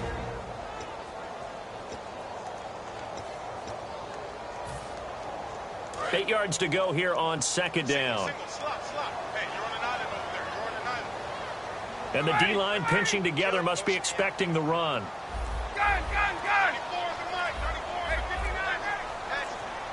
The play clock's running down. Here's Ryan. He completes it to Julio Jones. Touchdown, Falcons. Julio Jones, 76 yards. And the Falcons have taken the early lead. Good pass, clean catch, and a house call there on the fly route. And not that much room to operate. So that tells you about his acceleration. We always talk about being able to go from 0 to 60 real fast. Took him less time than that to get to top speed and complete that play. This is fielded a couple yards deep. They'll bring it back to just about the 25, call it the 24-yard line. And now out come the Steelers. And the last drive, their first drive, 3 and out. What changes here, if anything? I think it's making sure the guys that you trust the most with the ball, the biggest playmakers you have, that they touch it on this possession to try and get things moving. So get it to the horses. Without a doubt. They're the ones that typically end up in the end zone.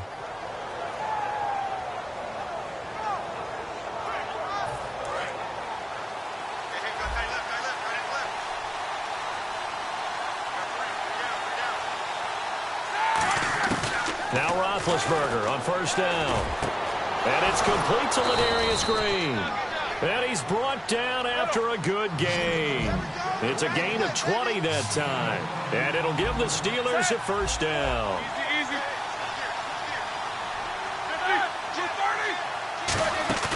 Now a play fake here on first down. Out to the flat. That's complete to his running back. That's going to go as a loss of a yard, and it'll be second down. That was well defended, and while it was a completion, it resulted in a loss of yardage. It's really, really hard for a running back to think to himself, I probably should have just dropped it and saved the yardage. It goes against the entire training that he's had his whole career.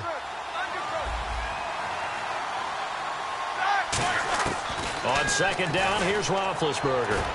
Green's got it over the middle.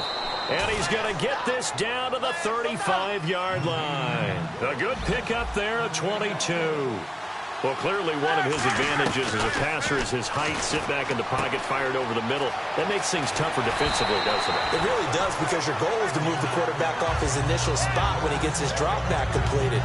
But when you have that type of height, he can stay in there if he's willing to take the hits and just fire over the top, which saves him time and actually completes a play a little bit quicker than it normally does for a quarterback who has to slide and find open space to throw.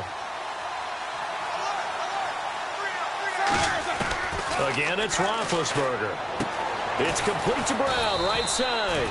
Brown finishing 2016 with over 1,200 yards, 106 receptions. Now, for him, people were expecting maybe some bigger numbers, Charles. What did you make of Antonio Brown's season? Well, what I made of it is that he started to get more help along the way. Jesse James developed at tight end. Once Le'Veon Bell got into the lineup, he started to catch passes out of the backfield and ate up a few numbers as well. So Big Ben had more targets to throw it to. That should help Antonio Brown going forward in 2017 because he'll still be the primary guy. But when you get help, boy, you can make bigger plays downfield. 2nd and 10 now. It's Roethlisberger. This will be caught inside the 10. And they've got it inside the 10 at the 8. That one goes for 16 yards. It sets him up 1st and goal. And that's one of his advantages of a passer, is not with his height, setting back there and trying to get it to Williams, but it's intercepted. A great read, and he's free going down the left side. It's a foot race. He's at the 40, 20, 10. And he takes this one back into the end zone, and the Falcon defense has a touchdown. Short throw, pick 6 right there. Those linebackers, they love when those short throws come and those eyes get real wide, don't they? How about the anticipation on the play? Reading, reacting, and then the ability to catch the football and take it in the opposite direction. So they throw the pick 6. They'll get another shot at it now as this one's in the air. That's fielded in the end zone. And he will be brought down here at about the 17-yard line. And Pittsburgh getting set to take the field. And following the pick 6, and they have decent field position in throwing that pick 6. We'll see how they attack this drive. And I think all you say to your guy is, listen, let's just take care of the football a little bit better. Make some better decisions on this drive, and they'll probably help him a little bit with maybe some really high percentage throws early to let him get settled back in. They told us they've got confidence. That's not a problem. Yeah, not a problem at all. They just want to make sure they get things settled down a little bit for their offense and give their defense a little bit of a chance to rest. And he's the epitome of what we call the move tight end, a guy that you can line up anywhere, in the slot, out wide, in tight. Doesn't really matter because he has such great skills. You want to utilize him in all aspects of your passing offense. And there he was in the slot for the catch. He was looking for his big tight end there, Jesse James. That'll bring up 2nd down. Offense still needing 10 yards. 2nd down.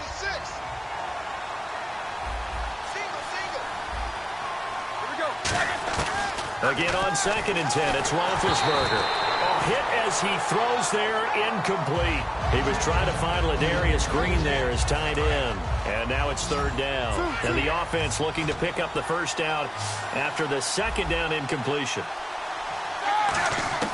On 3rd down, Roethlisberger. Pressure brought in, and the Falcons get there for the sack. Roethlisberger will stay out there, and they're going to go for it on 4th. The game plan for any defense is finding ways to make a quarterback uncomfortable in the pocket. When you bring pressure from all angles, you never know who's going to get home. In this case, the left cornerback, right in the face of him, puts him down.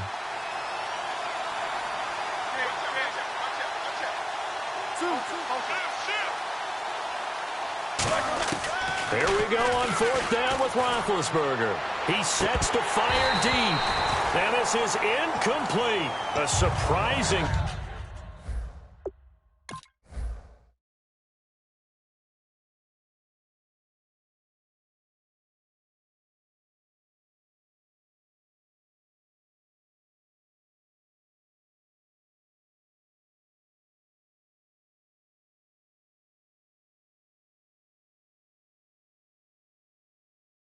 move to go for it predictably, at least somewhat predictably. It doesn't pay off, and the Falcons will take control of the football in great field position.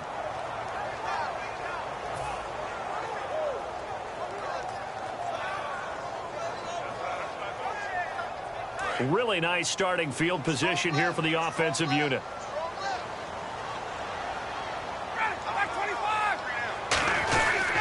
Ryan on the handoff. It's Freeman. And he's going to bring this one down to right about the 20-yard line. That one good for 10 yards. And it'll be 2nd and very short. Not an ideal spot to be on first down, but I love that the play caller did not immediately abandon the running game and say, okay, we've got to throw in order to pick it up. Stayed with the run, was rewarded with a big-time pickup. Now they're in second and manageable. And now inside the red zone, the offense will operate. And they'll send the tight end in motion here. They'll run it now out of the gun. And now they're going to get him down right at the line of scrimmage. They'll lose a yard, and it brings up third. Alongside Charles Davis, Brandon Gaudin, it's the Falcons in possession to begin quarter number 2. They've got a third down and a yard to start things out.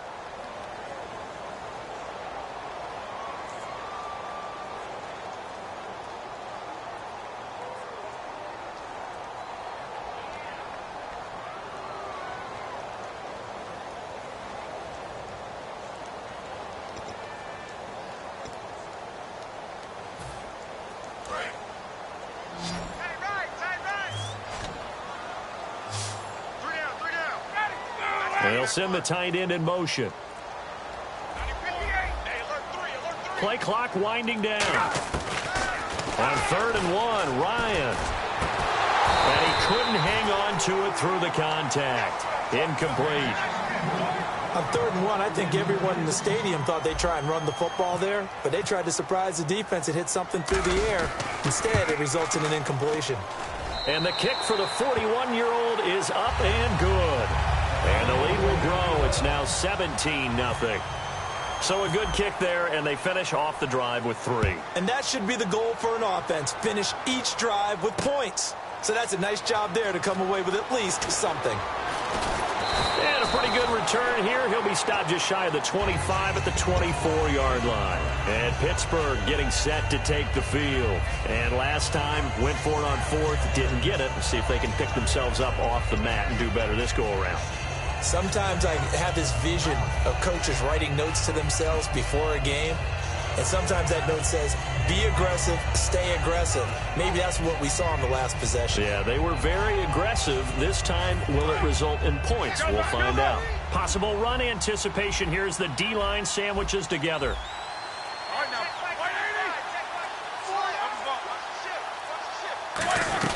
They'll start out on the ground with Bell.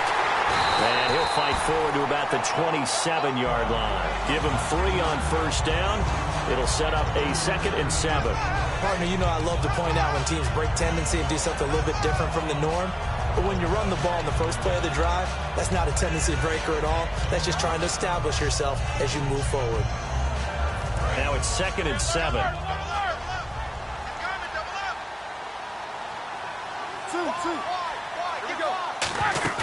A fake to Bell. Now it's Roethlisberger. Got a man open. It's Darius Hayward-Bay. Give him 11 yards that time and a new set of downs. That was a nicely run slant route, and what the receiver's trying to do is make the defender think he's going upfield for a deeper route, and then breaks it off, usually after about 3 to 4 steps, and cuts towards the middle of the field. And now what he's trying to do is use his body to keep the defender away from the football and give the quarterback a really nice target. And the D looking like they may blitz.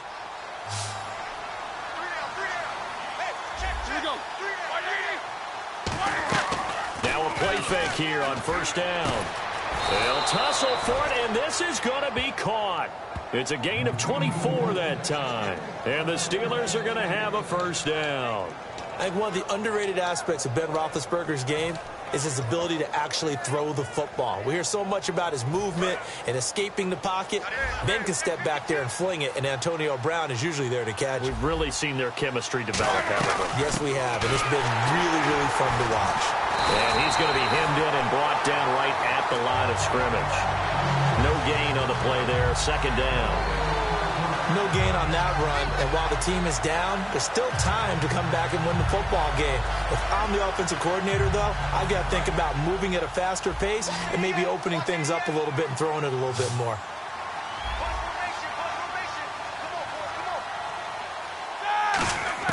On 2nd down, Roethlisberger. And the Falcons get there. The Falcons get the sack. Down he goes.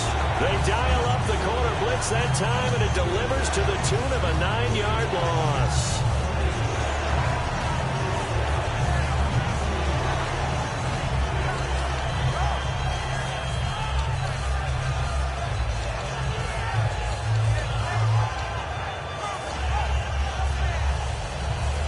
Second down, sack by the defense. What type of pressure will they bring here on third? We'll see. They come out 5 wide, 3 of them to the right side. Now Ben on third and long. He's going to air one out. And incomplete. The contact made the ball roam free and brings up fourth down. And you just know when that play call came in, their eyes lit up, because anytime you get a chance to take a big shot downfield, that's a lot of fun, and they missed an opportunity.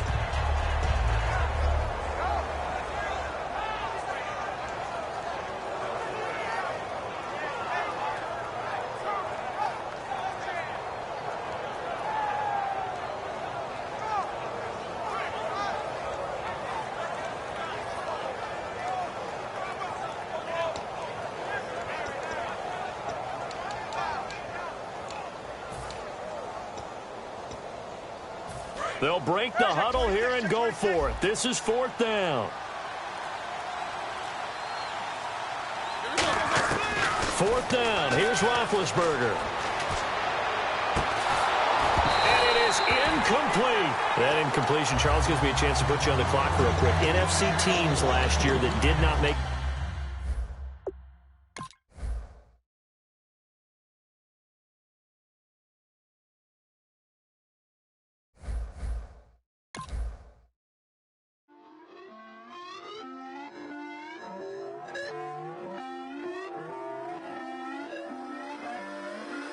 Put away your inhibitions. Let the beast in you just get loose. We all young, wild, and different. We can all get lit from a little. I know you're terrified about what the future lies, but there's no compromising. It's my way or the highway.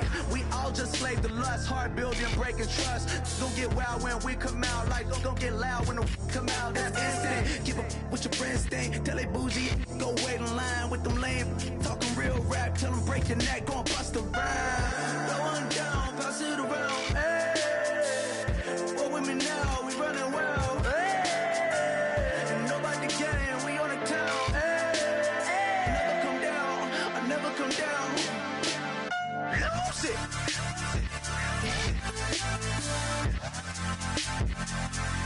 I might lose it.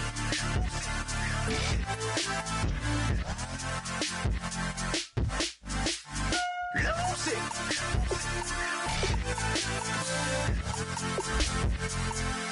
I might lose it.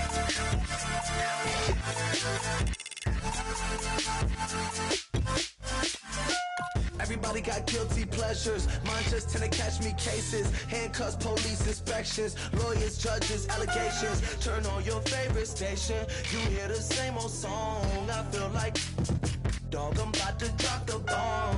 Blow one down, pass it around, hey. What with me now, we running wild, hey. And nobody can, we on the town, hey. Never come down, I never come down. Blow one down, pass it around, hey. What with me now, we running wild.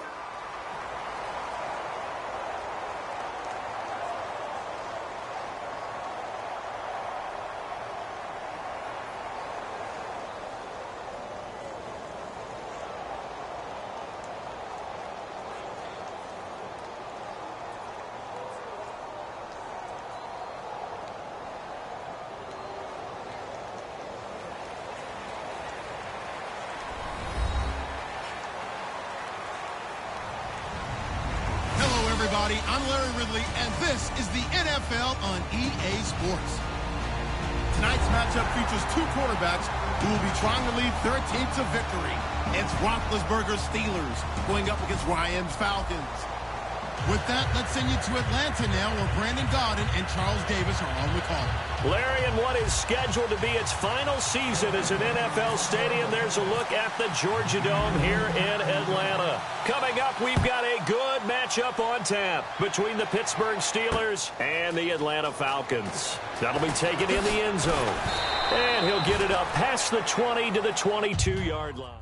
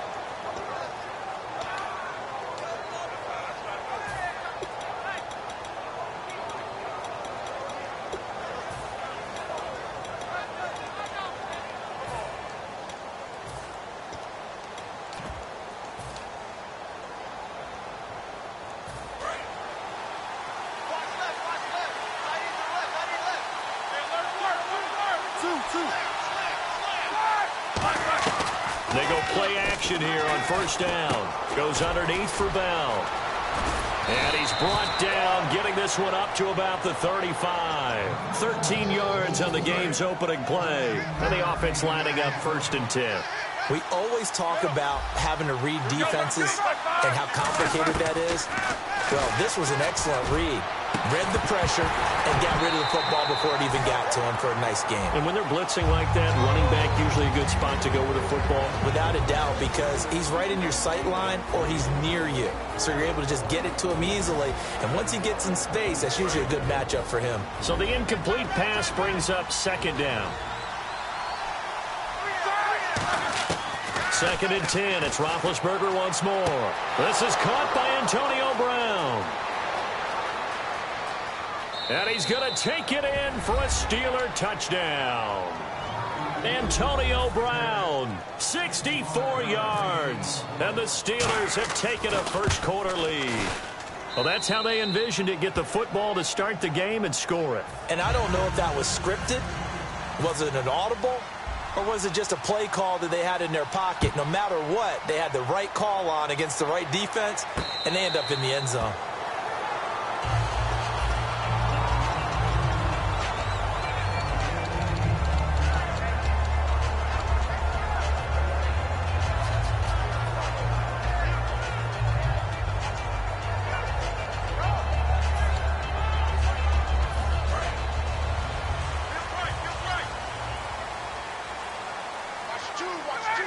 In motion, the tight end. They'll run it now out of the gun. And able to stay on his feet past the 30 to about the 33-yard line. Just what you want on a first down run. Call it 8 yards. And it's 2nd and 2. And after the play on the ground, that brings up 2nd down here. Little motion now from the tight end. On 2nd down, Ryan. This one complete to Mohamed Sanu. And Brandon, I think Mohamed Sanu had a nice career while he was in Cincinnati, but he really elevated 2016 in Atlanta. The most catches for himself in a single season. 59 of them, 4 touchdowns. Really a nice compliment to Julio Jones. And he was a nice compliment in Cincinnati. I don't want to say he's not a number 1 receiver, but he plays that number 2 slot well, doesn't he? He does, and I think it's because of his versatility. He can play in the slot. He can play out wide. They can use him as a wildcat quarterback. He has thrown passes in the NFL. In fact, going back to his days at Rutgers, I think he threw 18 passes while he was at Rutgers, so you never know what you're going to get when Mohamed Sanu has his hands on the football. Here's Ryan to throw. He completes it to Julio Jones. To give him 17 yards that time as that'll move the chains. I know that's their first connection in this game, but you and I both know that Julio Jones is without a doubt his quarterback's favorite target. Oh, yeah, Matt Ryan loves this guy. Who wouldn't? Yeah, and the reason that he's that is because of his dependability. And quarterbacks have to have that from their receivers, meaning they know where they're going to be when they're running certain routes. They don't break them on them. They don't change them up and do their own freelance stuff and put their quarterbacks in bad situations. Matt Ryan has ultimate trust in Julio Jones.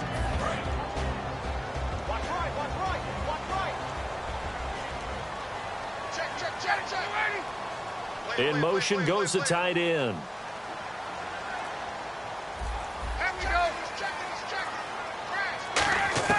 On 2nd down, here's Ryan. And he'll be out of bounds as he gets this down about the 21 or 22. It'll be a gain of 6, and that'll lead here to a 3rd down. All right, say it with me now. There are a lot of different words we come up with. Maybe we go back and forth after that play, getting his toes tapped down to make that catch. Crafty? Yep. Wiley? Oh, definitely. All the veteran names. You name it. Has every move in the book and continued to get better throughout his career so he can make that type of a catch. From the gun on 3rd down, Ryan. Sanu with a grab over the middle. And he's got the first down as he gets it to the 8. A solid pickup of 13 sets him up 1st and goal. Did you see that route the way that I did? I thought he was trying to get deep. Yeah, that wasn't the first option. No, it came off of that guy, the deep guy, and came underneath on the drag, completed it very well. And on the outside, they're playing press coverage. They'll run here with Freeman. And Freeman lost the football. And a big turnover there as his guys will get the football back. Now the Steelers offense gets ready to get back onto the field. And they'll just simply be looking to build off the confidence of the last time out where they scored a touchdown. And confidence is powerful, isn't it? When you've scored once, you feel like you can go back out there and get it done again. Doesn't matter what the defense throws at them. They feel like they're in a groove right now, and they want to get out there and show it. Yeah, hoping to stay in that groove here this go-around. From left side is complete to Rodgers. That one goes for 24 yards. You know, when I see passes like that, I'm reminded of something you and I talked about yesterday. Big Ben was a wide receiver the first 3 years of high school, sitting behind the coach's son. And then he finally got that opportunity. I think he's made the most of it. It's always the coach's son, isn't it? But you know where it helps him? When he looks downfield, he knows what the receivers are going to do. He actually has wide receivers' eyes when he's throwing the ball. So after that big play, let's see if they can catch their defense maybe on their heels. From the red zone now, here's Roethlisberger on first down. Looking for someone to throw to. Stepping up, he's going to keep it. And he'll go down here at the 12-yard line. They'll give him a yard on the play, and that'll make this a second down. And it's possible that today the most important group could be the linebackers. Yeah, the second level, as we like to call them, right? Defensive front has to control things, but the linebackers, they do more than clean up. They help create big plays.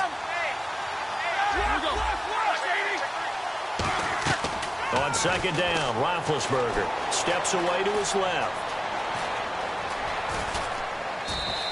7 yards on the play, and that's going to lead to a third down. Okay, he's not going to get the first down, but this is still a nice job of buying some time and then running to get to the sideline and get out of bounds and avoid the big hit.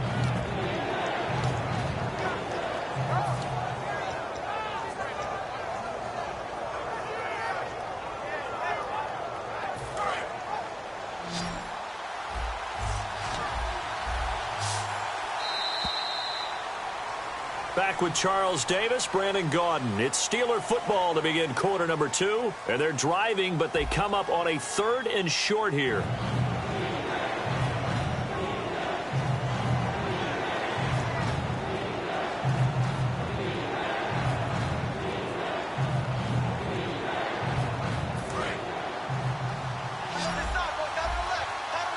Brown, the lone receiver, left.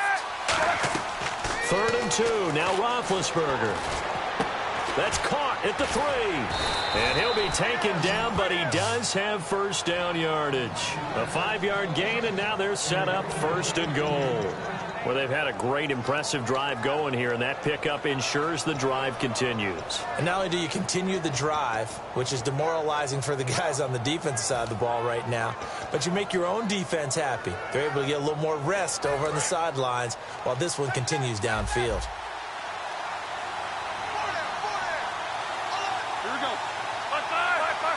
First down and goal, the offense. And he's in. Touchdown, Pittsburgh. Le'Veon Bell taking it in. And the Steelers are going to add on to their lead. And he was excellent on that drive. He deserved to be the one to get across the chalk. Oh, I agree with you totally. A workhorse on the drive. And how about that last decisive run to punch it in? Boswell now to kick it away after the touchdown. This is fielded at the goal line.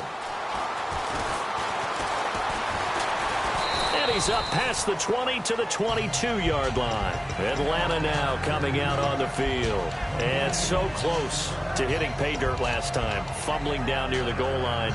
Now, how does that affect their psyche this time around? It's a tester, that's for sure, because to be that close and come away with no points is really disappointing, not just for the guys on offense, but the defensive players, too, who thought, hey, we're going to put some points up and have a little momentum going.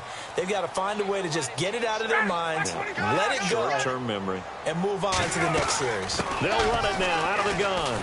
And he'll get this up over the 25 to the 26. Give him 5 on the carry there, and it'll be second down. And that's exactly what you want on a first down run. Pick up 5 yards, bring up 2nd and 5.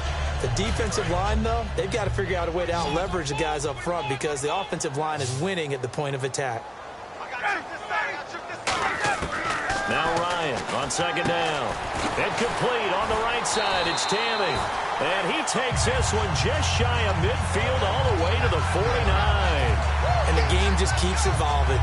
Big guys running those corner routes, so difficult to cover.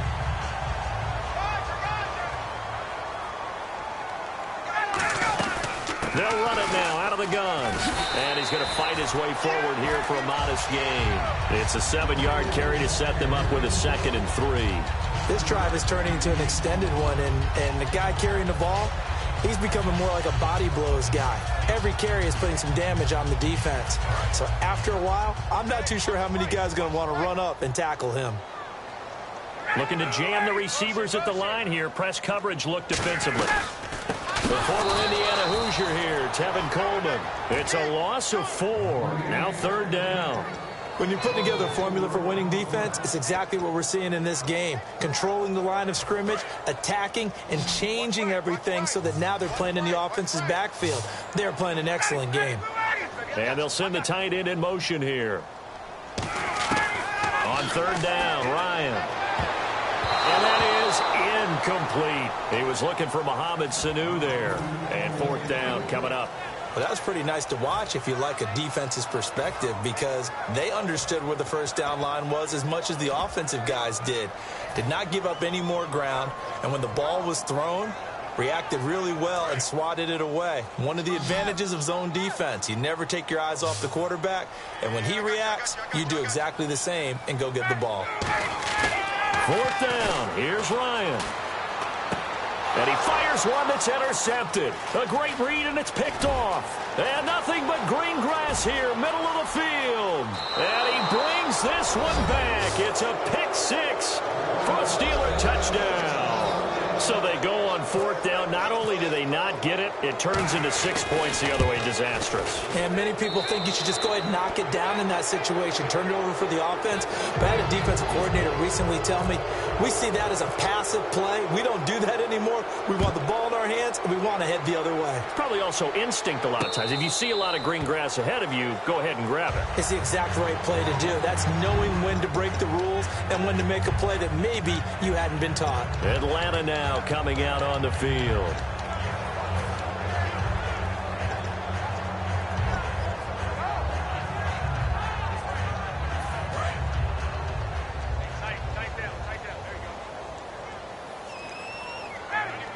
And they'll send the tight end in motion. 54, Sam. Switch. Back to the air. Ryan after the pick 6. Tammy's got it. Complete. 5 yards on the catch there. Brings up 2nd down. Let's make this one simple. What a catch. Especially the finishing part of getting his feet in bounds, toe tapping, and, of course, foot dragging. Little tapestry, if you will. Oh, I like it. And able to get this one across the 45 before he's brought down.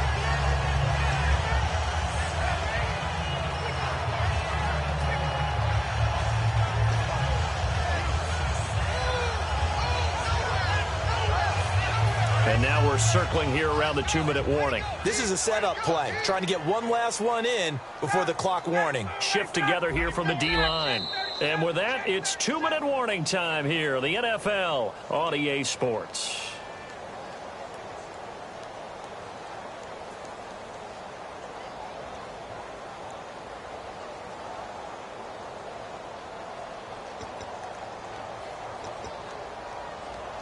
Offense comes to the line now, 1st and 10.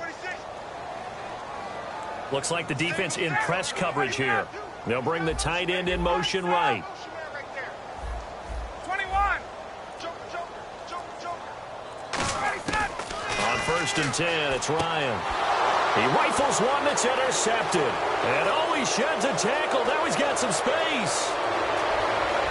And he brings this one back. It's a pick 6 for a Steeler touchdown. Every now and then, those guys can get lost in coverage. Quarterback didn't see him, perhaps. But, boy, what a pick. And how about the run back? It's good, and they stretch their lead to 28-0 now.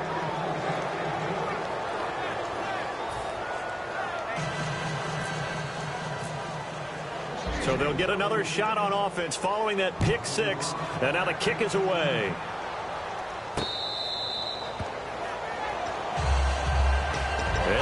now coming out on the field.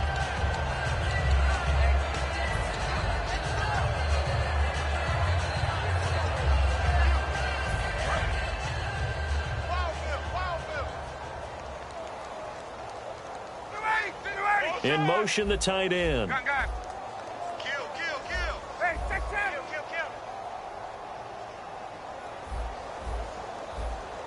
Hey, watch the twist. After the pick six, they go right back to the air. Hits his target. It's Taylor Gabriel. Well, they're going to get this one all the way out across the 45. In recent years, the slot receivers really gained stature in the NFL because they can do so many things. Yes, they can line up wide like your normal wide receiver, but to have that kind of courage and toughness to run routes in the middle of the field and become dependable targets for their quarterbacks and move the sticks, those guys are worth their weight in gold. Ryan. Wide open receiver complete. And Owen coughed it up. And they're going to take over right there at the 22-yard line. Out comes the Steeler offense now, ready to see what they can do here. And it's a unit last drive that did it all on the ground, Charles. And they controlled it from the interior, big on big, right? Offensive lineman versus defensive lineman. But you know, in order to keep the football moving downfield, other people have to get involved as well. Your wide receivers, your tight ends, lead runners, anything that you have possible to get in front and keep the ball moving. And now the defense may be looking out for a pass coming up. Looking to speed things up here, going with some tempo. Now Roethlisberger. This is Bell on the dump off.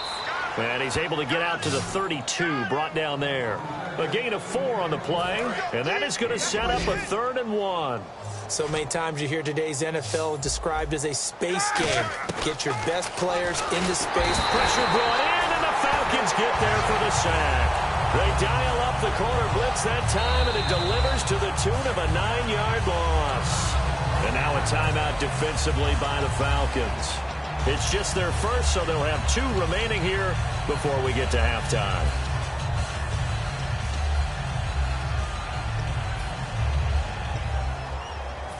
The Steelers call here on the Aussie, Australian-born Jordan Berry now to punt this one away. Eric Weems back deep to return it.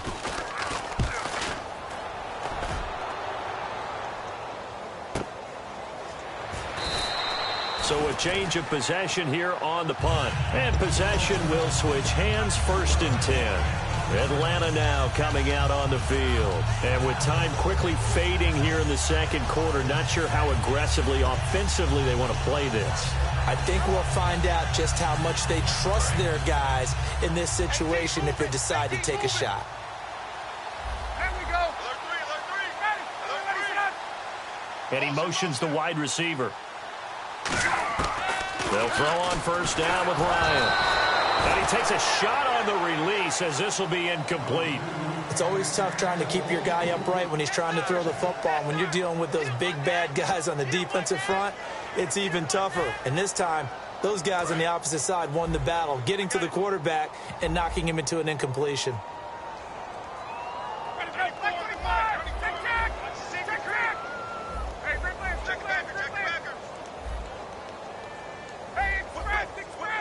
And the wideout in motion. Again on 2nd and 10, it's Ryan. He's going to go for a big play downfield.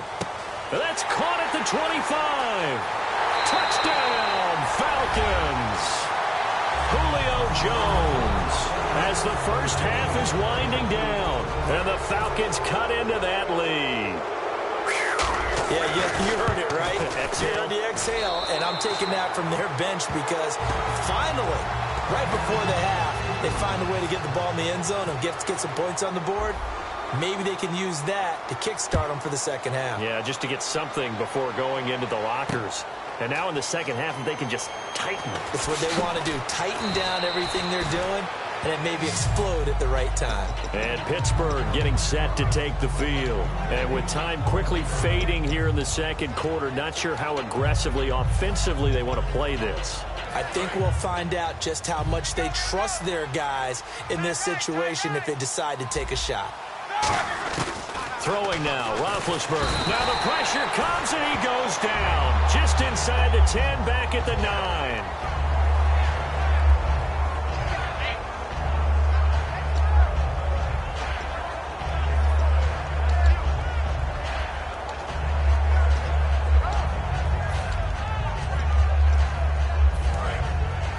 Defense really showing respect to the deep ball here, playing off the receivers. That's it for the first half. 2 more quarters to go. We'll have plenty more to see after the break. And we welcome you back now. Alongside Charles Davis, I'm Brandon Gaudin, getting set for quarter number 3 here.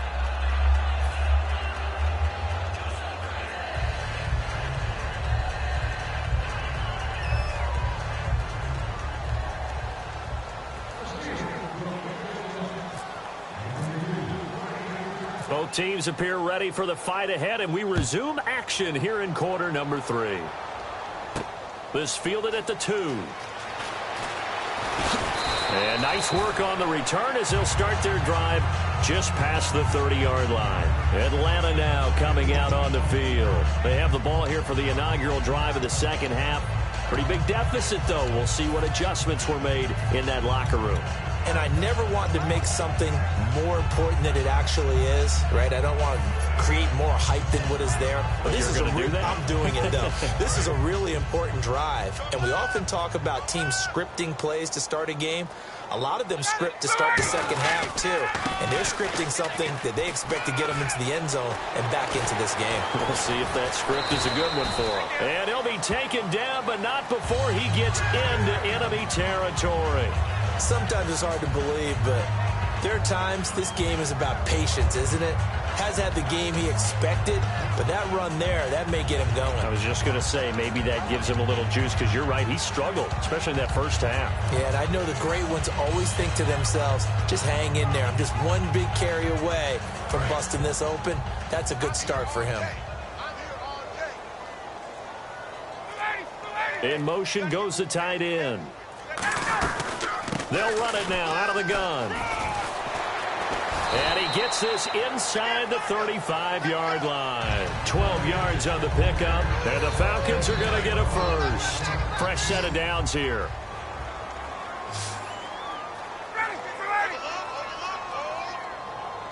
Get up! Now Ryan on first down. He couldn't quite hold it. Got hit. Ball pops out, incomplete. Looked like they had an opportunity for a big play across the middle, but he didn't have the concentration or the focus necessary and dropped it before he could haul it in.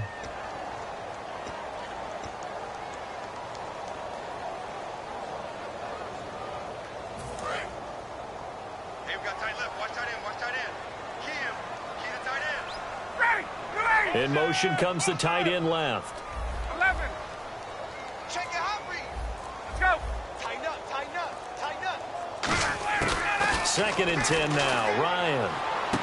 The left side completion to Jones. A good pickup there, 26 yards. And he's been one of their few bright spots here this afternoon. And as you pointed out, so far he's gotten his. That's not been the issue at all. But the teammates, the other guys, they've been shut down. That's why the defensive guys have to feel pretty good, even though he's over 100 yards. Yeah, he topped 100 with that last catch. And here we go on 1st and goal. And able to push his way forward here for a good little gain. A good pickup there, 7 yards, and it's going to be 2nd and goal now. And now it looks like they're going to be in the hurry-up. They'll look to run with Freeman. And that play's not going to get him in as he stopped right at about the line of scrimmage. No gain on that one, and it's going to bring up a 3rd down. Well, you have to stretch for this one. This is 4 down, Terry. And that is caught. Touchdown, Falcons.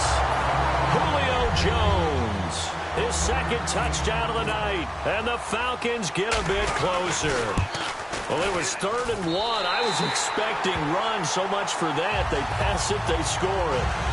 That had the feel of the head coach telling the offensive coordinator, you've got 4 downs here. We're going to go for it on 4th down unless there's a disaster on 3rd. Go ahead and take a shot if you want to. And he gratefully accepted the opportunity and did exactly that. If they didn't get it there, that had the feel that they would come back and try it on 4th down. Now we take a glance at the offense as they work their way back out for their first possession of the second half.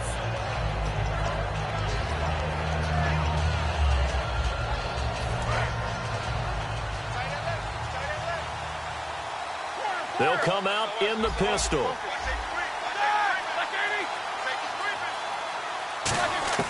On 1st and 10, it's Roethlisberger.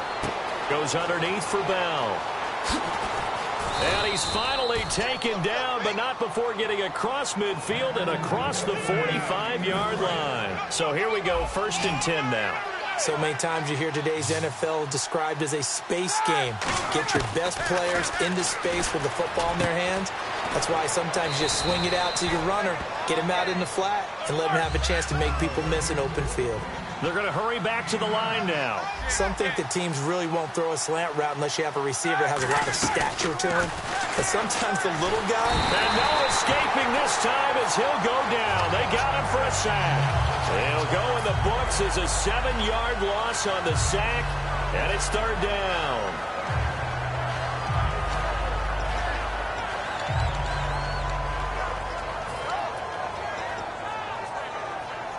The line to gain is the 33 on 3rd down. Brown, the lone receiver, left. On 3rd down, Roethlisberger. Under pressure, and they got to him again. Adrian Claymore in there to drop him, and back-to-back sacks now bring up 4th and long. Here's Jordan Berry now. On for his 2nd punt. He'd take a repeat of his 1st. And look at this, it's a fake. Throwing left side here, and it's complete. And the fake will work. He's going to have a 1st down. It's a big play that time on the fake punt. And they're able to move the chains as they convert on 4th and long.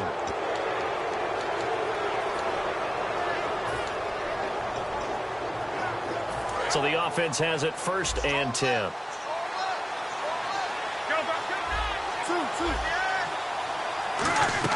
They go play action here on 1st down. And it pops free. The collision there jarred the ball loose and brings up 2nd down.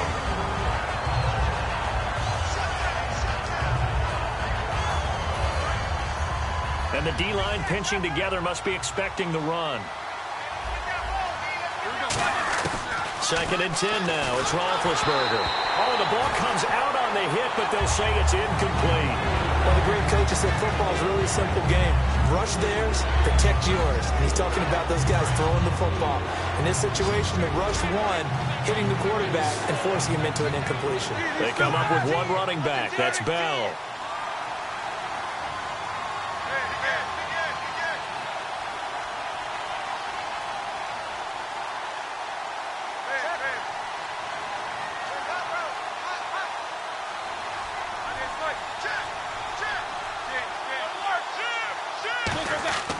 Throwing again, it's Roethlisberger. And it's incomplete. Took a shot, couldn't connect. Eli Rogers, the intended receiver. And that'll bring up a 4th down.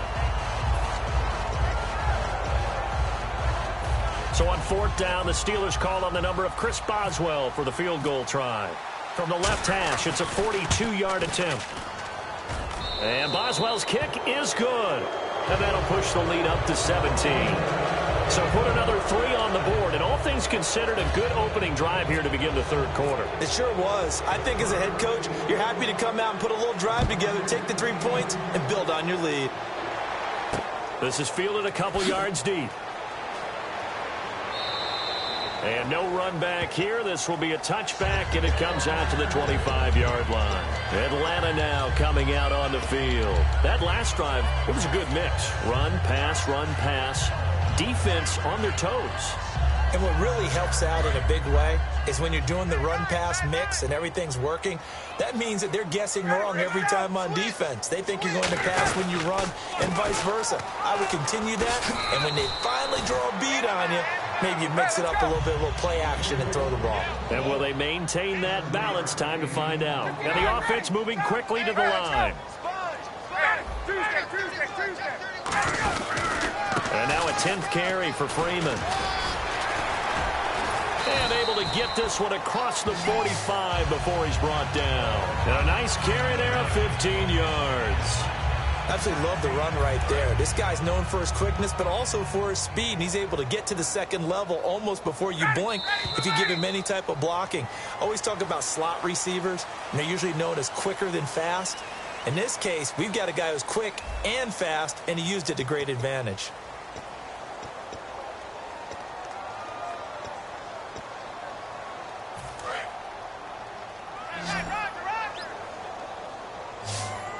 They'll come out in the pistol. The wide receiver moving to a new spot.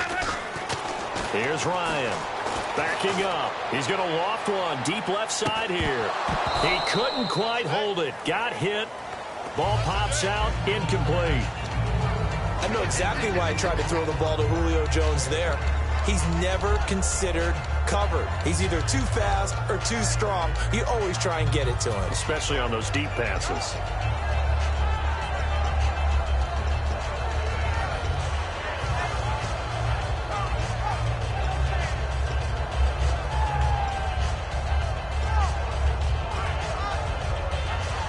So they're still at the original line of scrimmage here. 2nd down and 10. They'll need to get the play off quickly. Off the play fake to Freeman. It's Ryan. It's caught. Left side. Tammy. And he'll be brought down at the 48-yard line. That catch good for 5. It's 3rd down. And the offense in that middle ground here on 3rd down. 5 yards to go.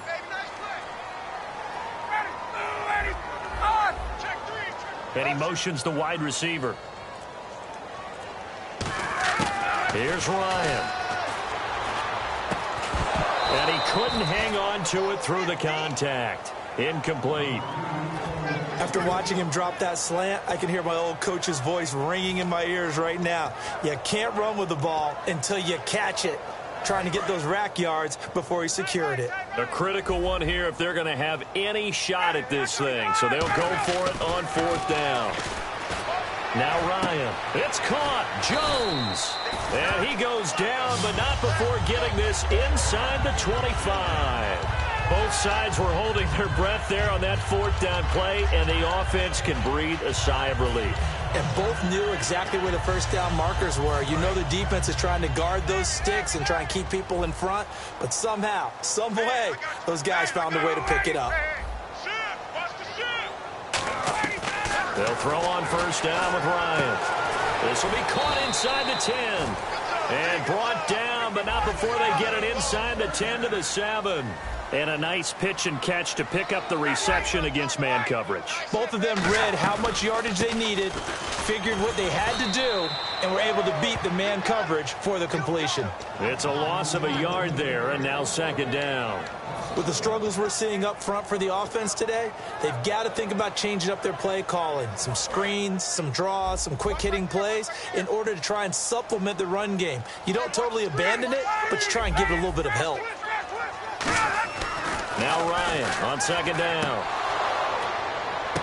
And for a 3rd time tonight, he's intercepted. Picked off by Mike Mitchell. And a big turnover there as his guys will get the football back. And Pittsburgh getting set to take the field. And they're not going to play this conservative, I don't think. They had a field goal last time, and they're up, but they're looking to put a drive in the end zone. Oh, I agree with you totally. No one goes out on the field and says, all right, let's just settle for 3, except in certain situations, try to ice a game, that sort of deal.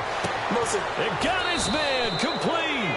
And he's brought down after a good game. But go ahead and throw the ball, man. You got the big lead. You got the clock on your side.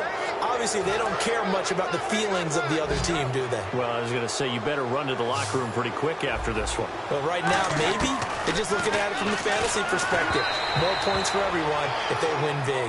And he was hit as he threw it there, and it forces it incomplete. But that's the type of pass play that you need to wait for routes to develop. You need a little time in the pocket. But that's hard to do when you got people in your face. Roethlisberger will throw. It's complete to Brown, right side. The reception good for 7. It's 3rd down. They're still in search of the 1st down after that last completion. Roethlisberger now to throw on 3rd down. He gets it to Brown, complete. Give him 12 yards on that one. It earns him a fresh set of downs. And they're going to hurry back to the line now. I don't care how many times we see it. I still get a kick out of watching quarterbacks and receivers do the pass tree in pregame warm-up. But I always remember that when we go to practices, we see that after practices as well. They really tune it up, don't they? They tune it up. They know why they do it for these situations. 1st down. And they build that trust, and that's why they're able to find him in this type of a situation. Ben to throw again. And they will not get the connection there. It's incomplete. He was looking to hit his running back, Le'Veon Bell, that time. And it'll bring up third down. And he goes in motion here in the backfield. Throwing again, it's Roethlisberger. Over the middle here to Brown. And he's able to get the first here as he's taken down at the 25. Time for a break. We'll come back to wrap this one up after this. Offense walks to the line for play number 7 of the drive. They come out 5 wide, 3 of them to the right side. Now it's Roethlisberger to the sideline, and oh, a nice catch there. Made sure the feet were inbounds, and they were. He's been a busy man here in this one, and they're showing off some nice footwork to stay in bounds. And with those types of catches and the volume that we've seen in this game, wouldn't you keep him busy as well? I would. Of course. You got to keep throwing it to him. He keeps making plays. It'll be a pickup of just 2, and that'll bring up a third down. And now they're in the hurry-up. Was that a receiver? Yeah, actually it was. There's a running back who was a receiver on the play. Ike's been spending time in the receiver drills getting his feet down. Well, those guys out of the backfield, they got to be good, agile with their feet. He showed the agility there with a toe tap. No doubt about it. It's like he'd gone to ballet school. Got the toes down. And he fires one that's intercepted. He's got a convoy, and he might be gone. He's at the 50, the 30. And he takes this one back into the end zone, and the Falcon defense has a touchdown. Charles, we've seen them target one of their main weapons time and time again. Maybe they went to that well too many times there. Yeah, and it's so difficult to determine how many times is too many, because how many times have we seen a team go and play and say, until they stop us, we'll keep going. Well, they got stopped on that one, and it cost them 6 points.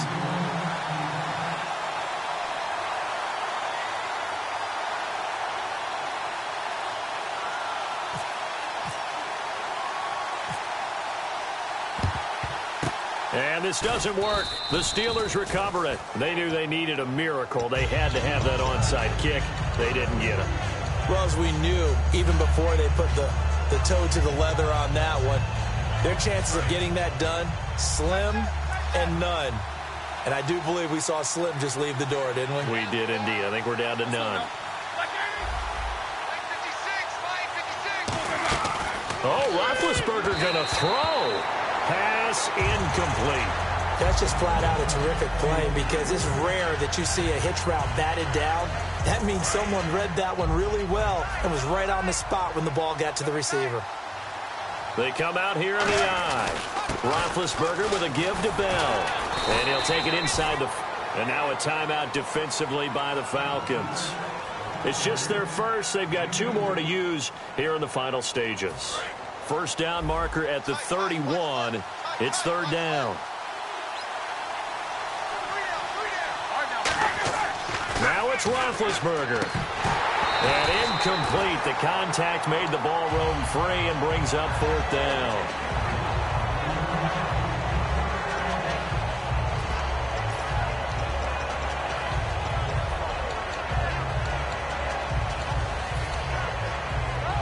So on fourth down, out trots the kicker in a big spot here. Oh, they flip it to the kicker. He looks like he's going to throw it. And intercepted. Maybe the turning point they need. Picked off by the linebacker, Sean Weatherspoon. And the return will be stopped at the 34-yard line. And the Falcons now making their way back out onto the field. They might be thinking this is close to a lost cause here. Got to play it out. What do they need to do? Well, they have a thought process in mind already, but they can't get ahead of themselves. They know that they need to score quickly. Yep, 2-score game. Onside kick and get the ball back and then score again. But they can't worry about the last 2 points. The only thing that matters is scoring quickly. Then they'll take it from there. 21. After the interception, here's Ryan. Eluding the pressure right. He's going to let it fly. So they took a shot on first down, but couldn't connect. One thing I know from experience is that when the deep ball is thrown and you're the defender, you've got to fight that little bit of panic that emerges. You've got to play the ball really well. It's a 50-50 jump ball play. And guess what? They took a shot. How are you going to win it? And in this case, they managed to get it done. Sanu, the man in motion left.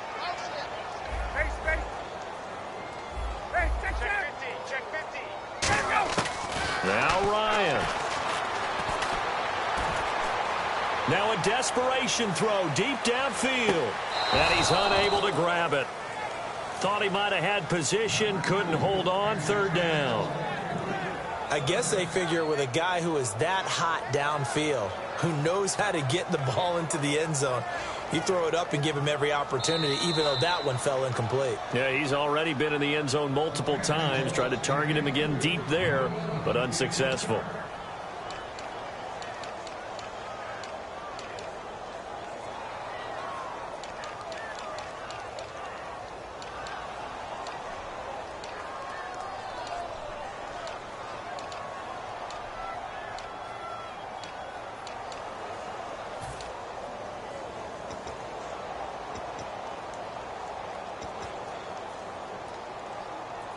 And the offense looks to pick up the first here on third after that incompletion. Throwing now is Ryan. It's caught. Jones. And he will have the first down as he gets this to the 47. And the play goes for 19 yards. Gives him a new set of downs.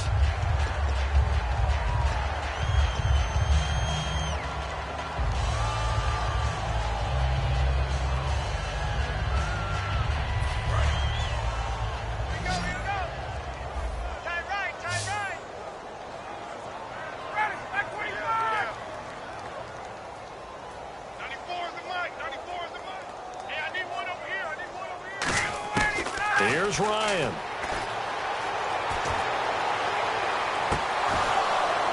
And unable to connect on the long pass. It falls down incomplete. My high school coach John Ford used to say all the time, if you're in a bad situation, laddie, don't compound it with a bad decision as well. And I think that's what we just saw there. Harassed in the pocket, and he throws into double coverage anyway. He called you laddie? He called me laddie, and that was the nicest thing he called me. And the wideout in motion. Here's Ryan.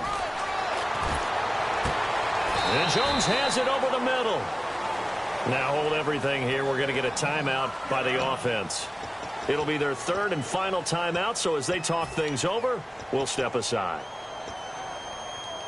So after that big gain, let's see what else the offense has up its sleeve. Freeman, the lone man in the backfield. Ryan to throw. And incomplete. He dropped it in the end zone. Offense looking to avoid a third and long. It's 2nd and 10.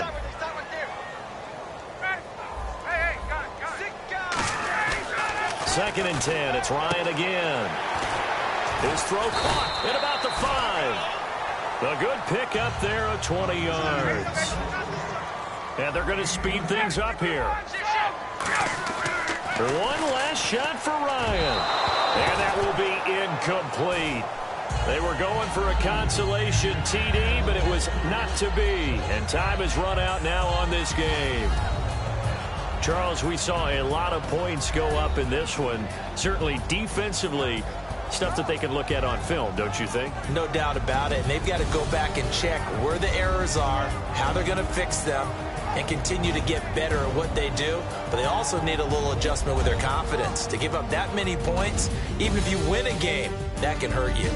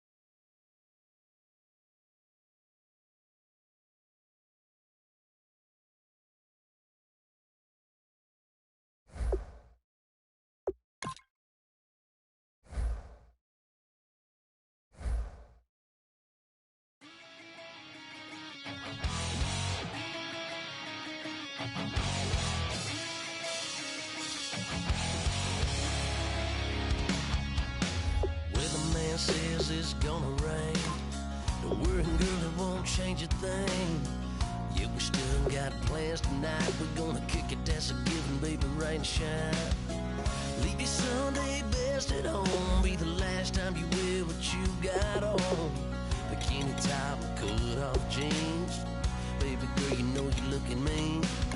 She said, how we gonna make it through the mud hole? Won't you think you got swampers on my truck phone? Ooh, it's about to get dirty in the dirty south. About to show you what it's all about. But don't worry, it's a rowdy crowd. We ain't scared, we're still throwing down. We gonna tap, light that fire. We gonna crank that country. Pass and get thirsty. Let it rain. Well, it's about to get dirty.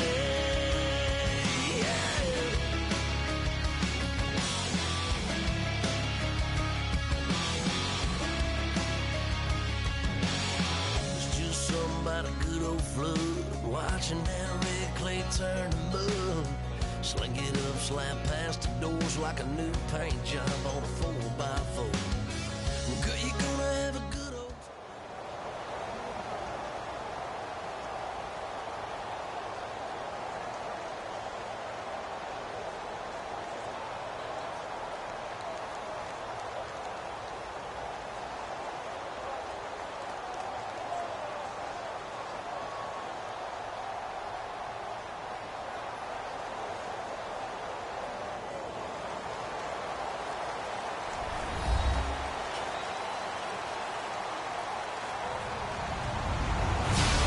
Everybody, I'm Larry Ridley, and this is the NFL on EA Sports. Anticipation is mounting for today's game, where we've got two quarterbacks looking to make an impact. It's the Falcons going up against the Broncos. So let's get you out to Denver for the call of our game. Here are Brandon Guyton and Charles Davis. All right, Larry, we are a couple miles west of the Colorado State Capitol building as we come to you from Sports Authority Field at Mile High here in downtown Denver. Straight ahead, we've got a good one on tap here between the Atlanta Falcons and the Denver Broncos.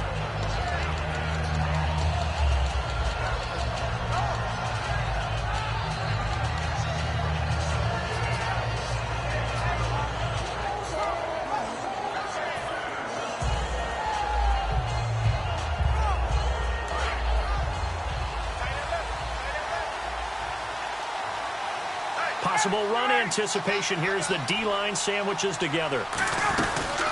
They'll run for the first time with Devontae Freeman.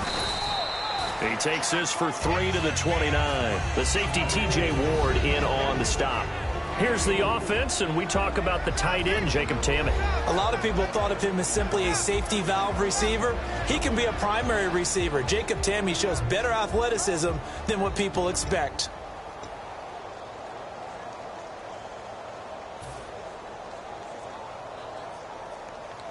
Second down to the offense in search of 6 yards. And they'll send the tight end in motion here. Time running out here on the play clock. Here's Ryan. He's going to rifle one deep left side. He's got a man. Complete. Touchdown, Falcons. Taylor Gabriel, 71 yards. And the Falcons have taken the early lead. It took them a while to get their speedster involved, but they found him downfield there. And what we've discovered as we've watched games is the speedster doesn't have to have a lot of catches, doesn't have to have volume in order to have a huge impact on the game. His speed scares the heck out of defenses, and other guys can capitalize, but when you finally hit him and he carries it all the way into the end zone, that's what you're paying him for. That big threat that can make big plays on a limited number of catches. That's how you step on the stage with your first catch. Take it to the house. This is fielded a couple yards deep. And he'll get it up to about the 26-yard line, just across the 25.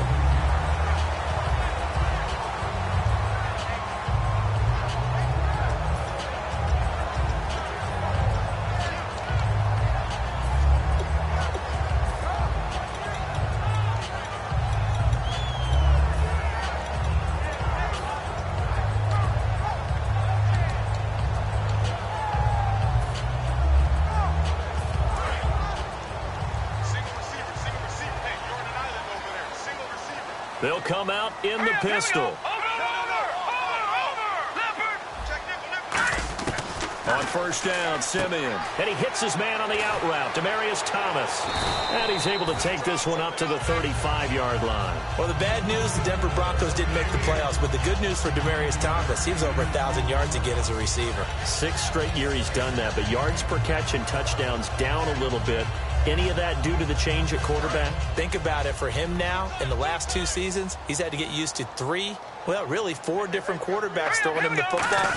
I think that yards per catch would go back up when he gets some consistency. And he'll be brought down shy of the 40 at the 38-yard line. Give him 3 yards and a fresh set of downs. Let's face it, you always want a team full of guys who can get you first downs and big plays of all styles, but you got to have a big man you can just turn and hand it to, and he can be dependable in picking up first downs. So they pick up the first down after the run, and now they approach for the fresh set. Detroit! All right, here we go. Now a first down throw, Simeon. And on the catch right side, this is Sanders.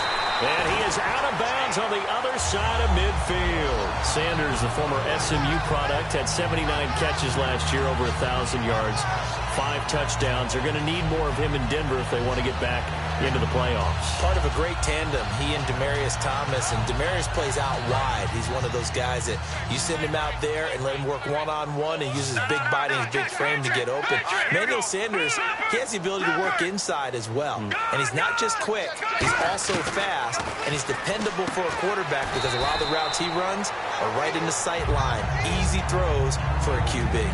Here's the offense, and you got to talk about the guy that they nicknamed Bebe, Charles Demaryius Thomas. You worry about him catching the ball, but you worry more about what he does after the catch. Big, strong, physical. He makes plays downfield. Second down now after the pass completion. Watch you now, Barney. Here we go now. Watch you now, Barney. Detroit. Watch you now, Barney. To throw on second is Simeon. It's complete to Brown, right side. And he'll get it inside the 40 to the 39. 5 yards is the pickup there as that extends this drive. First down and 10 now for the offensive group. A little football 101 there. You just see the receiver try to run down the defender, meaning he goes right at him, and really trying to move him a little bit towards the center of the field so he can put his foot in the ground and break to the out, to the sideline, and make a catch. To throw is Simeon. Sanders has it over the middle. And he's going to get this down near the 20-yard line. He got 18 yards out of that one, and it gets him a new set of downs. Of course, the catch was nice, but how about what happened after? You're able to stay on his feet and gain all that additional yardage. So many of these slot guys, I think, have running back in their background.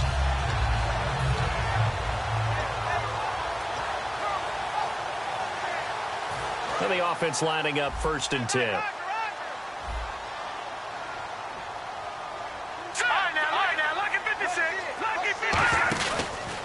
Now a carry, it's C.J. Anderson.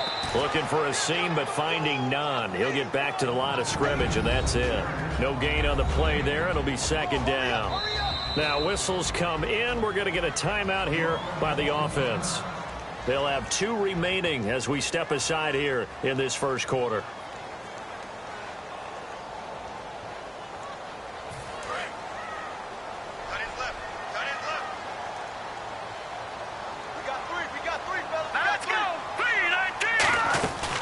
Again, Anderson. And just a couple yards there down to the 17. Vic Beasley able to make the tackle. This will be the 8th play of the drive. It's 3rd and 7. Well, so many times we look at a short run and we praise the offense for trying to set the tempo and establish things, but the defensive guys, hey, they just won the battle there. It wasn't a big run given up. They don't always have to absorb the body blows. Sometimes they dish them out themselves.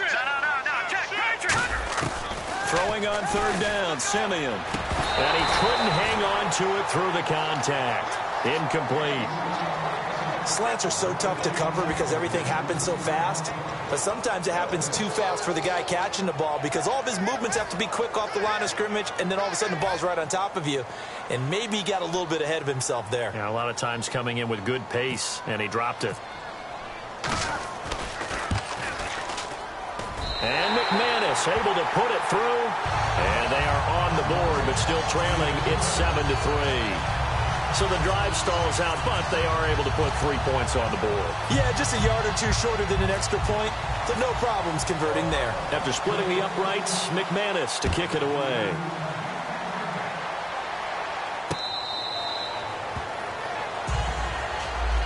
Atlanta now coming out on the field. And that recipe on their last drive that resulted in a touchdown looked pretty good, so they'll be hoping to do that once more. It takes me back to when we sat with the offensive coordinator and the head coach. They felt pretty good about their game plan and thought there were some holes in the defense, and they exploited them the last time out. Let's see if they can come back and put together a similar drive. And we'll see if they can do just that. And they'll send the tight end in motion. The drive will start with a carry by Devontae Freeman. Call it no gain on the play, and it'll be second down. And here's a look at the defense for Denver. Brandon Marshall, no, not the wide receiver, a quality linebacker who can cover very well.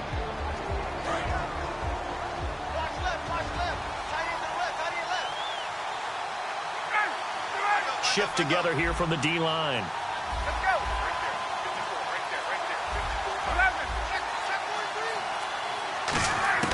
Now Ryan on second down. And the hit jarred it loose. It's incomplete. He was trying to hit Taylor Gabriel that time. And it's third down.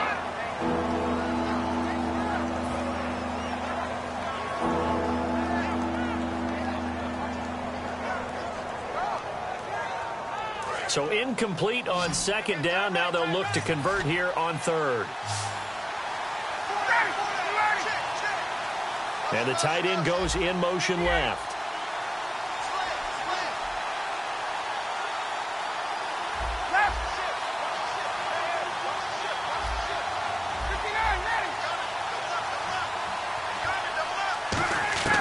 On third down, Ryan. Well, this is taken in. It's complete.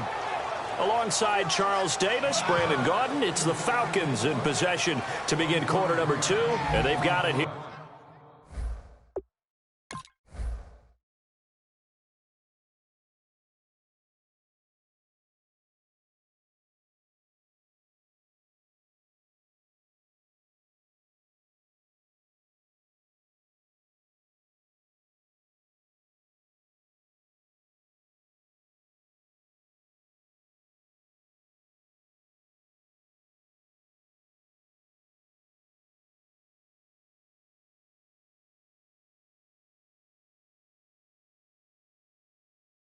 Here with a first down.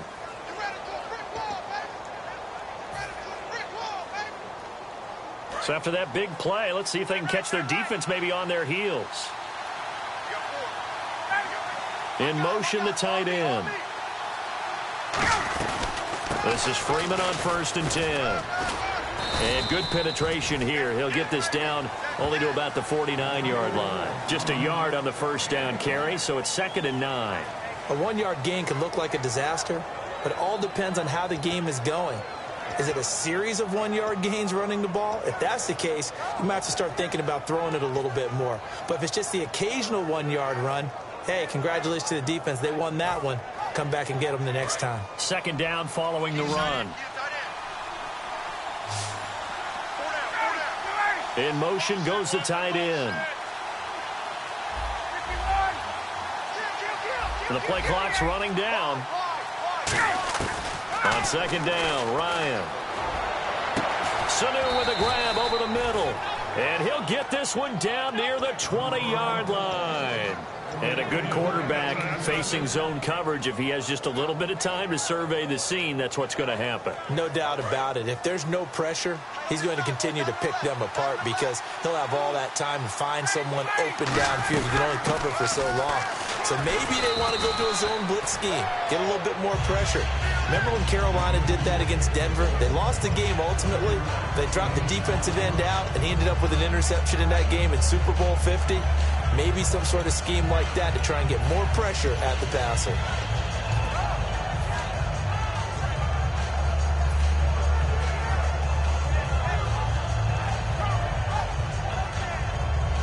And here comes play number 6 on this drive.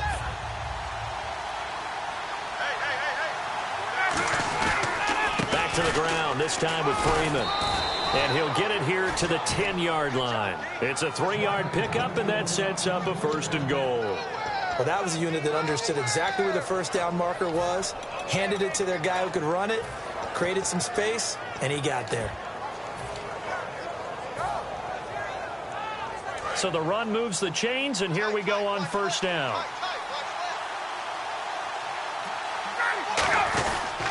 Again, they'll run with Freeman. Only about a yard there as he takes it from the 9 to the 8. Defensively, pretty good start there with their backs against the wall. That's a win for the stop troops right there. And if I'm them, I get a little bolder now. They won the first battle. Keep coming after them. Put the pressure on them.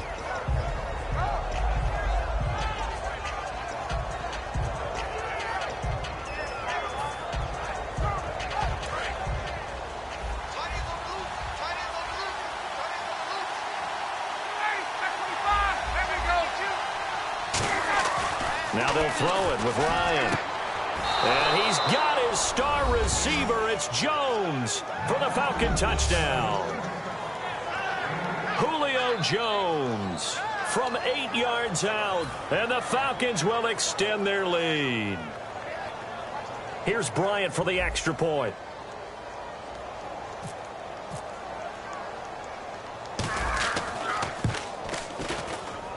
And this one's right through to make it a 14-3 ball game.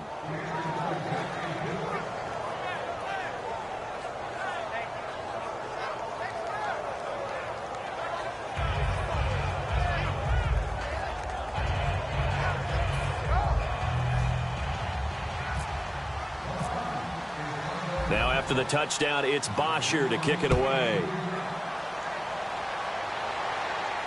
This is fielded a couple yards deep. Weaving through traffic, and now he's free. The 20, 10, and all the way home for a Broncos score. Cody Latimer with a return of 102 yards, and the Broncos draw a bit closer. That was a special return, and it happened because he's a special returner. He has to have that approval from his special teams coach's head coach to bring it out of the end zone. But let's be honest, a lot of times when they bring it out of the end zone like he did there, they don't have approval. I mean, I think a lot of times they do, but correct me if I'm wrong. Sometimes it's just a guy getting a feel, right? You're exactly right. What's the old adage? Sometimes you just have to know when to break the rules. And if you do, you're taking on some responsibility. But he was happy to do so there. And he's got it. That cuts the lead. It's now 14-10.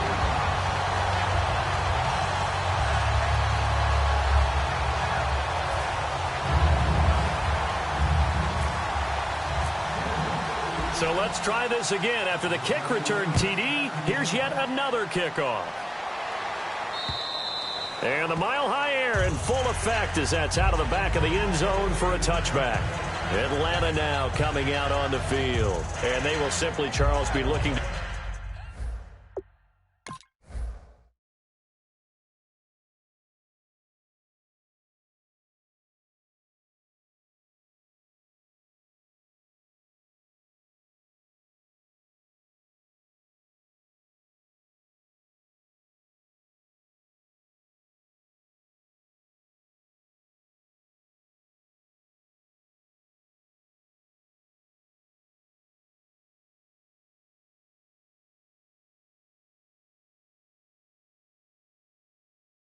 duplicate what they did last drive when they were able to push it in for 6. And they hope it'll be that easy, right? To be able to take exactly what happened before, replicate it. They may have to make a few additional changes along the way because I'm sure the defense will make some adjustments, but they've got to have great confidence having scored the last time out.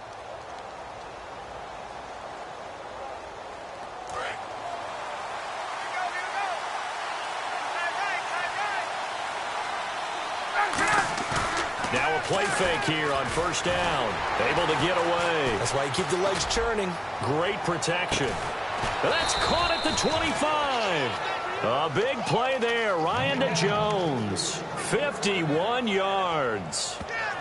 Long passes are fun to watch, especially when Matt Ryan is tossing the rock. He finds his target, and boy, does he hone in on it. Excellent, excellent delivery with pinpoint accuracy.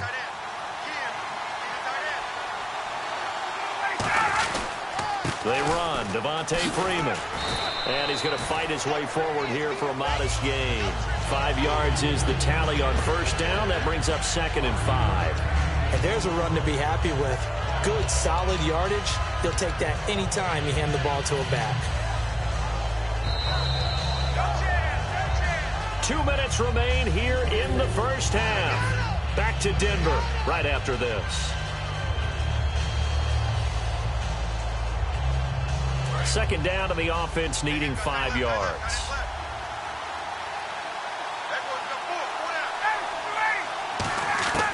On second down, here's Ryan. Caught by Sanu. And eventually brought down, but it's near the 5 at the 6. And now the Broncos will burn another timeout here. So that means they're down to 1 remaining here as we head toward halftime.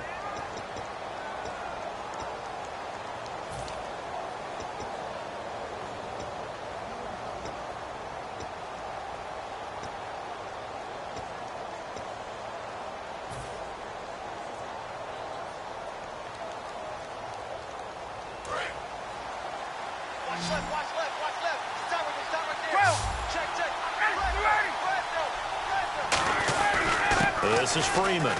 And he gets in. Touchdown, Atlanta. Devontae Freeman. A 5-yard touchdown run. And the Falcons will add on to their lead. And they're able to run it in. It started with a battle in the trenches. They won there, and they got in for 6 points. And that's going to be a tough one for the defense to deal with. They've got to go to the bench now and figure out how are we going to slow down this running game, because on that particular play, they had no answer.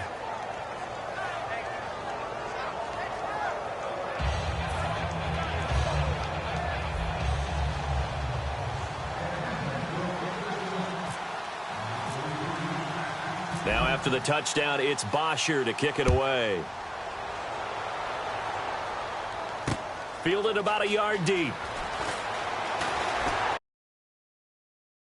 That would have been a net gain of 5 on the return. This year, he stopped where he would have been if he had taken a knee, and that's at the 25. The Broncos offense now gets ready to head back onto the field. And tough to win games if you're going field goal, field goal, field goal here. They got field goal last time. Now they'll be looking for a touchdown. They're looking for the big chunk now because, as you noted, the field goal way of doing it makes it that much harder and puts more pressure on every possession for you now.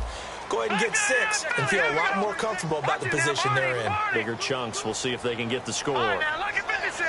Lucky 56. Detroit. Detroit. On first down, it's Simeon. And he hits his man on the out route, Demaryius Thomas. 11 yards on the pickup, and it'll be good for a Denver first down. That was a nice completion on an out route, and those types of plays are the result of arm strength by the quarterback and timing by the receiver.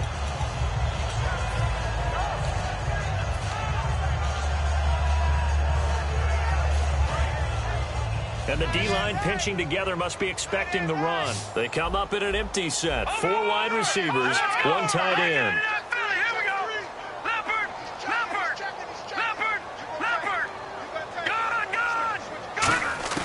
Simeon on first down. And he'll be hit as he releases it, and that'll fall incomplete. CD, wanted to get your thoughts just on the landscape of the offseason for each of these teams. Super Bowl in the rearview mirror, but so much going on.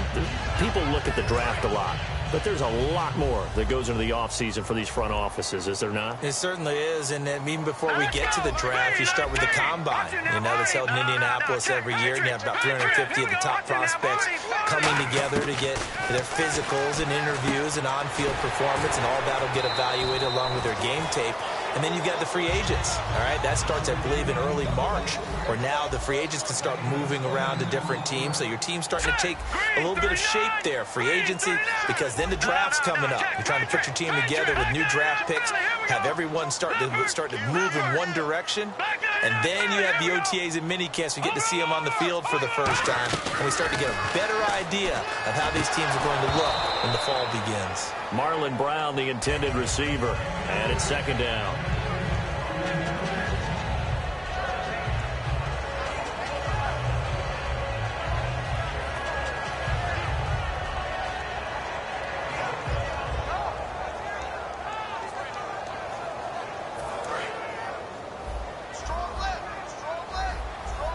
They come out 5 wide, 3 of them to the right side. Blue 90! Blue 90! Black 90, Leopard! Leopard! Now let's go! Green! Gone! Back to the air, Simeon on second down. He's going to look deep down the field. And he knocks the ball away, and it falls incomplete. Demaryius Thomas, the intended receiver. And that'll make it third down. Sure, that pass was incomplete as they made an attempt to get a big one downfield. But that's okay because the second part of that is if you don't get the completion, at least you've told the defense you're trying to stretch them out a little bit, and they may have to change accordingly. So a ways to go here on 3rd and 10. Thomas, the lone receiver left. Single, slot. Hey, you're on the 9. Throwing on 3rd down, Simeon. But he will have a man, Demaryius Thomas. And all the way home for a Broncos score. Demaryius Thomas, 53 yards. And the Broncos have cut it to within a score. I think everyone in the league talks about finishing, don't they? Doesn't matter whether it's a quarter, a half, a game, a series, whatever. But they're finishing the first half in fine style, putting that one in the end zone. They did, and they didn't leave much time on the clock either. Well done.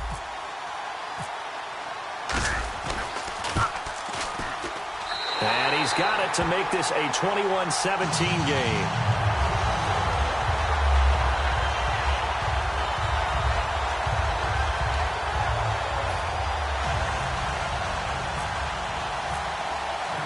After the touchdown, here's McManus now to kick it away.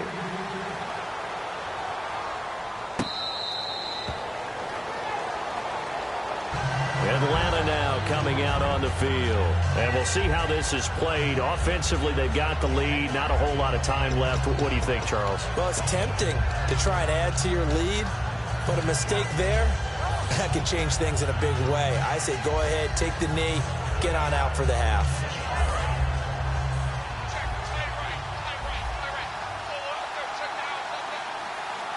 Possible run anticipation here as the D-line sandwiches together.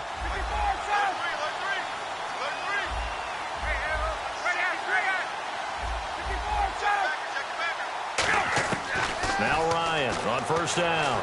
Flush to his right. Now he's going to throw deep right side. And it pops free. The collision there jarred the ball loose and brings up second down. Well, I guess we just discovered that someone is certainly not going to sit back and just take it in this game, huh? No, they were trying to get that touchdown back in one shot. One shot, trying to help out his defense and let the other team know they were coming after him.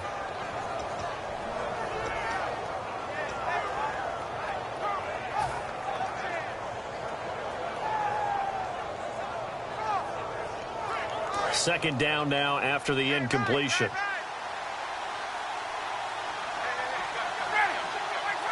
And they'll send the tight end in motion here.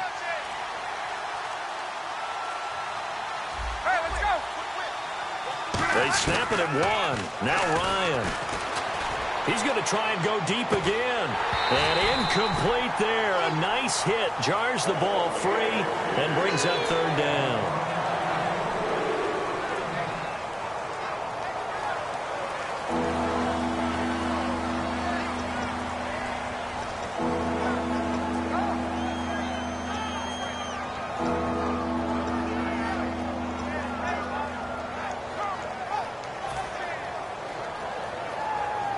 Third down here for the offense after the incomplete pass.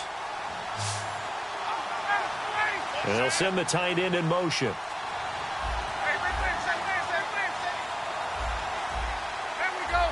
Defense showing blitz. Here's Ryan hit, and he lost the football. On plays like this where the ball comes free, it's often unusual for the team that lost it to get it back. Because this is the quarterback. The ball gets away from him.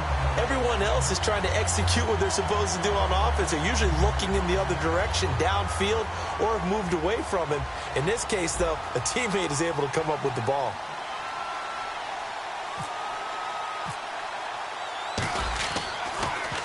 He'll send this one into the mile-high air, and it's a good one. Take it at the 37. Well, he wasn't too far from breaking that. Officially, give him 15. And it'll be a short field for the Broncos as they take over 1st and 10.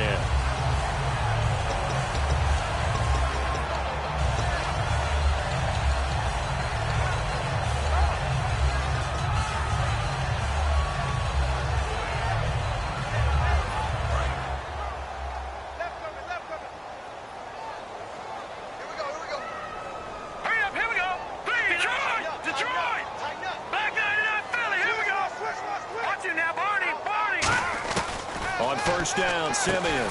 He couldn't quite hold it. Got hit. Ball pops out, incomplete. Timing is crucial in any route thrown, but when you throw an out, so many things are going through the mind of the receiver. Catching the ball, timing it up with the quarterback. Are my feet going to get down inbounds? On that play, all those things going through his head might have caused him to drop it. Here we go. Good.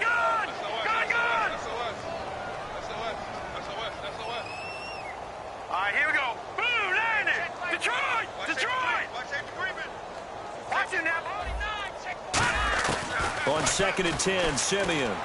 Sanders has it over the middle. And he gets this inside the 35-yard line. 15 yards through the air and a first down. And quickly they get to the line. And he spikes it to stop the clock. And now if they choose, they'll have a chance at maybe a long field goal try here just before the break.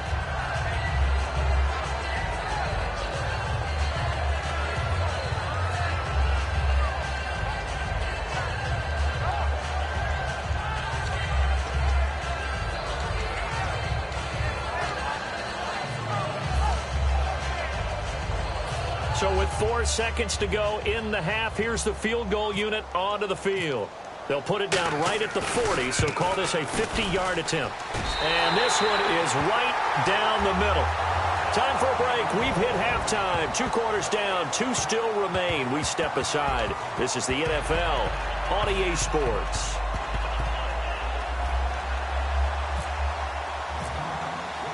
So both teams have their marching orders, and we'll get going again here in quarter number 3. This is fielded a couple yards deep.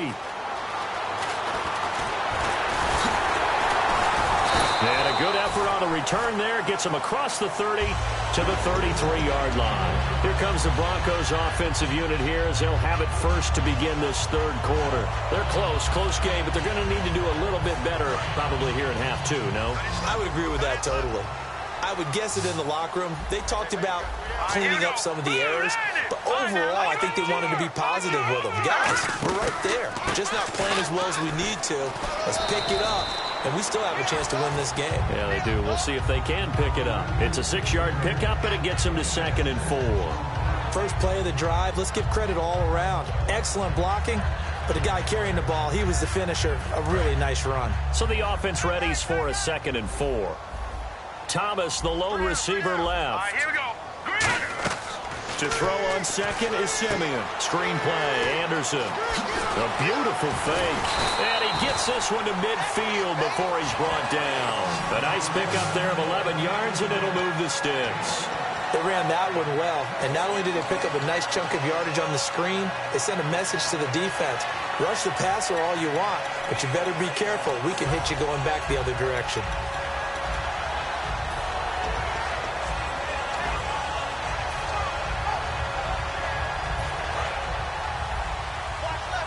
And some extras coming up on the line here, readying for the blitz. All right, here we go. Watch it now, Barney. Here we go. In the backfield is Anderson. Gun. Detroit. Watch it now, Barney. From the 50, it's Simeon. He's going to leave this for his running back. It's complete. Give him 10 yards on the pickup, and that'll make it 2nd and a foot or so. And a nice gain and a broken tackle along the way, and really we shouldn't be surprised, should we? That's what runners do, especially the best ones. They break tackles and gain extra yardage. Completed pass play. Now let's see if they go back to the air or to the ground. They come out here in the eye. Simeon gives to his fullback, Janovich, and he gets it down to the 32. 8 yards on the pickup there, and it moves the sticks. Looking to speed things up here, going with some tempo. And that looked like some pretty easy yardage there right up the gut. And he's a guy that has some height to him. So when you don't have to drop a shoulder or create or get through contact or trash, makes it a lot easier to stay upright, see the field, and make a run as we just saw there. A good solid game there on first down, but the defense has to be happy they didn't let it pop for anything bigger. Call it a gain of a yard, and it's going to bring up 3rd and 5.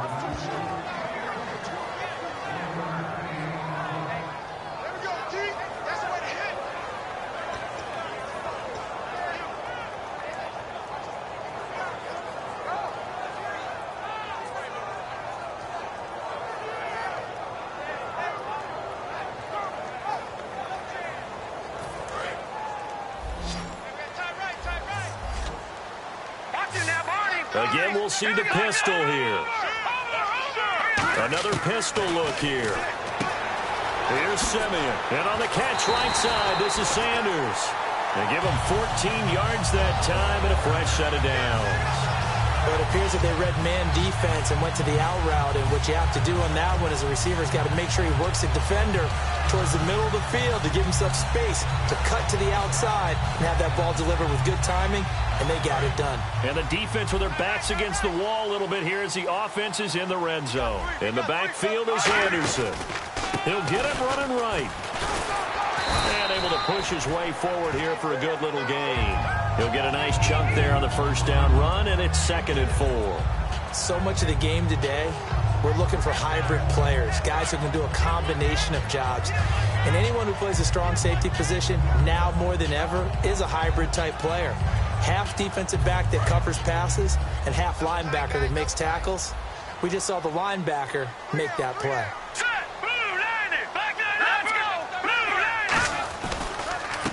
Second down carry for Booker. Just a yard on the pickup there, and it'll leave him with a 3rd and 3. Well, I think we know by now that every run is not going to be broken and get all the way to the end zone. But these short ones still have their value. You can still set up your play action and throw the football. You control the clock because you have the ball and they don't. And often the physicality sets the tempo for the game.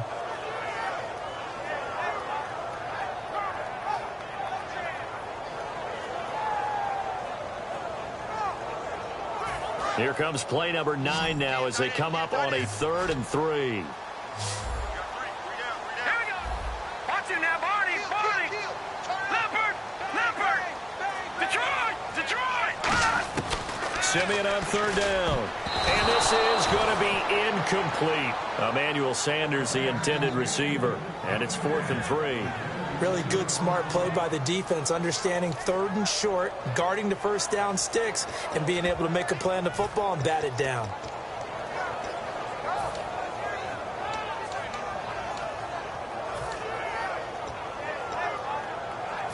Now Brandon McManus for the Bronco field goal. From the left hash, a chip shot here. And McManus able to put it through. And with that, the lead changes hands here in this 3rd quarter. So it's his 3rd field goal now of the ball game, and they have needed his leg because this last one gives them the lead. It's been a back-and-forth kind of a game, Brandon, but now you've got to tell your defense, hey, we need to stop here so we can let this momentum carry us through to the next drive. And you combine a big leg with a mile-high air, there's the outcome. This will sail out of the end zone for a touchback. A look at the offense now here, coming back out on the road for their first possession of the second half. They're down in this game. A chance for the offense, though, to put something on the board, get some momentum here in half 2. Try and get things kick-started for them. And you know at the half, they discussed how they were going to get that done. This is where scripting comes into play a lot of the time. How many plays do you script coming out of the second half? Most of the time in the first half, you're scripting 12 to 16. I think in the second half, you're really scripting more like 8 to 10. Kind of a starter or an opener, whatever terminology they use. Just something to get you off to a quick start. 3 yards on the pickup there, and it'll be 2nd down.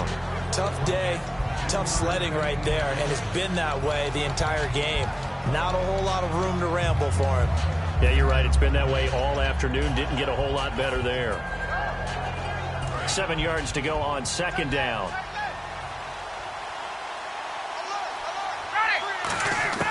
On 2nd down, Ryan. And he gets it to a former Bronco, Jacob Tamme. That one good for 16, and the drive will continue. There's a completion to the tight end, and I think that we're looking at something out of central casting, frankly. Absolutely. I mean, size, the hands. Speed. I mean, can flat out run. You put that whole package together, you light up the eyes of an offensive coordinator, don't you? Offense comes to the line now, 1st and 10. 3 receivers to the left, 1 to the right. Now Ryan on 1st down. The left side completion to Jones. And he'll be taken down across the 50 at the 45 in enemy territory. Back now at the home of the champs, Sports Authority Field in Denver. It's been a good one so far, just a 2-point game here as we get set for quarter number 4.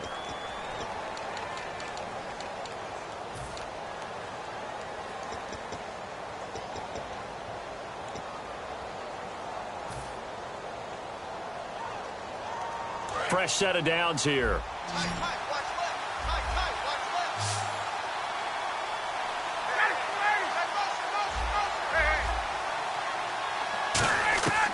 On 1st and 10, it's Ryan. Escaping the pressure right. Now he'll let it go deep right side. And it's knocked away and incomplete. I know the initial focus was on how far that pass was downfield, but how about the coverage on the play? Able to stay with him, get his hands where the receiver's hands were going to try and catch the ball, tips it up in the air, and knocks it away.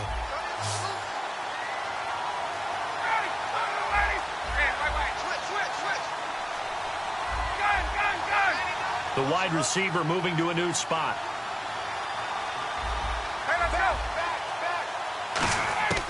Again on 2nd and 10, it's Ryan. Flushed out right. And a big loss here as he's taken down. Derek Wolfe in there to get him his 2nd sack now of the afternoon.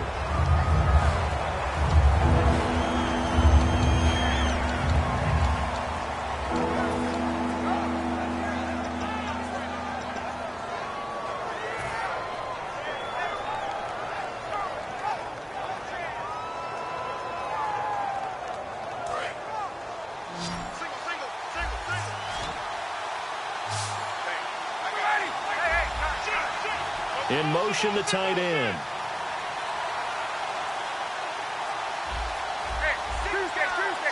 Play clock winding down. 3rd and long. It's Ryan. He's going to rifle one deep left side. And that one incomplete. Had some position but couldn't hold on, and it brings up 4th down. Well, he bounced up after taking a sack and took a shot downfield. I think a lot of us thought maybe he'd run draw in that situation. Instead, tried to get all back in one play. Yeah, 3rd and long. Thought he needed the deep pass. Couldn't connect it. Maybe he was hoping for a penalty downfield to give him the yardage they needed.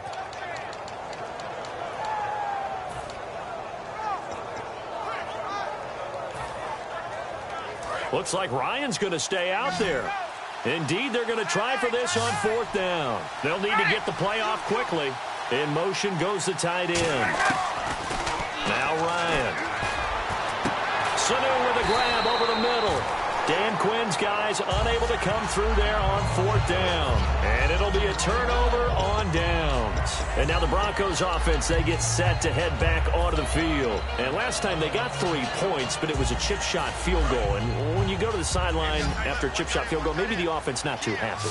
It's a balancing act, isn't it? Because you're exactly right. They're none too pleased that they didn't punch it in for 6 points. But they also have to remember they did put points. And look at this. They get the turnover they needed. It's intercepted. And now the rookie's free. And he takes this one back into the end zone, and the Falcon defense has a touchdown. Partner, I know it's hard to believe, but sometimes guys who are built with the dimension of linebackers can actually get lost from sight by the quarterback. But they're usually not the tallest guys. So, yeah, that allows him sometimes to kind of hide down in there, kind of get a little bit lower, and maybe he just never saw him. But, boy, he sure wishes he had. He picked it off and ran it all the way back for a touchdown. Here we go now as we get set for a big 2-point conversion.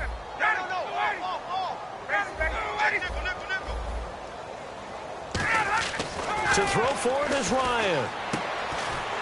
And this one incomplete. So they went for the 2. They don't get it. I know they didn't tack on the 2 points, but I liked their attempt. After the interception return for a touchdown, I was thinking to myself, forget kicking it, go for 2, and they did. Well, yeah, and everybody's scrambling. Maybe you catch the defense on their heels. They weren't ready to be out there. Yeah, it's almost like a sudden change, right? There's a turnover, you take it away, they stuck it in the end zone, keep the momentum going. Give credit to the defensive guys for rallying and stopping that 2-point attempt. Thomas, the lone receiver, left. Back to throw, Simeon. And almost intercepted. It would have been his 2nd pick of the game. Instead, it'll be 2nd down. 2nd down here after the incomplete pass. Oh, man, that was close. The opportunity to change momentum, big play, right in his hands, unable to come down with it. A sigh of relief, no doubt, on offense if that fell harmlessly to the ground. Call it about a gain of 3, and they'll be looking at a 3rd and 7 coming up. Partner, we know today's NFL is really built around the guy throwing the football. But these short runs, they still pay dividends because they can take their toll on a defense, and they can add up as the game goes along. You control the clock, you control the ball, and that way you often control the game.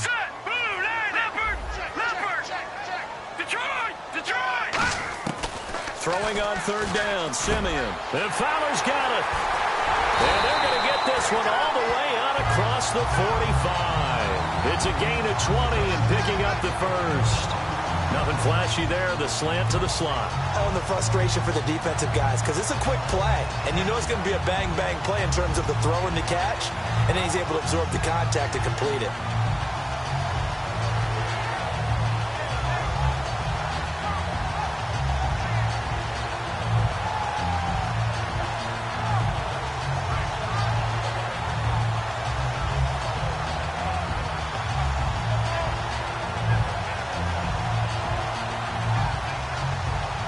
And now a first down following that long gain.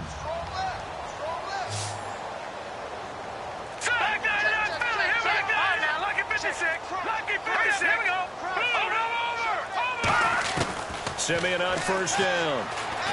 Finding time. Looking for Green, and it's intercepted. He finds some open field here. There he goes left side. And he takes this one back into the end zone, and the Falcon defense has a touchdown. Well, we know this defense has athleticism. Spots like that prove us right. I love the way that you spotlighted the athleticism because you and I both know the best athletes on the field, they play on defense. Oh, I don't know. I was a kicker. You got to remember that now. Come on, come on. Fine.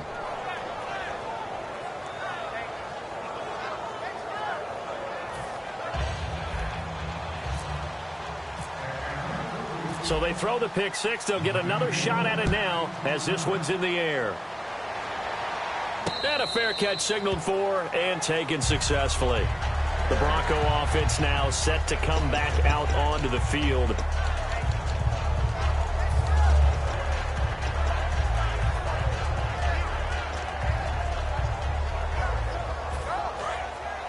Shift together here from the D-line. They come up in an empty set. 4 wide receivers, 1 tight end. Let's go. Blue 90. All right, now, lucky 56. Lucky 56. Back 99, Philly. Here we go. Now a first down throw, Simeon. Eluding the pressure right. And his pass incomplete. He was looking for Jordan Norwood that time. And now it's second down.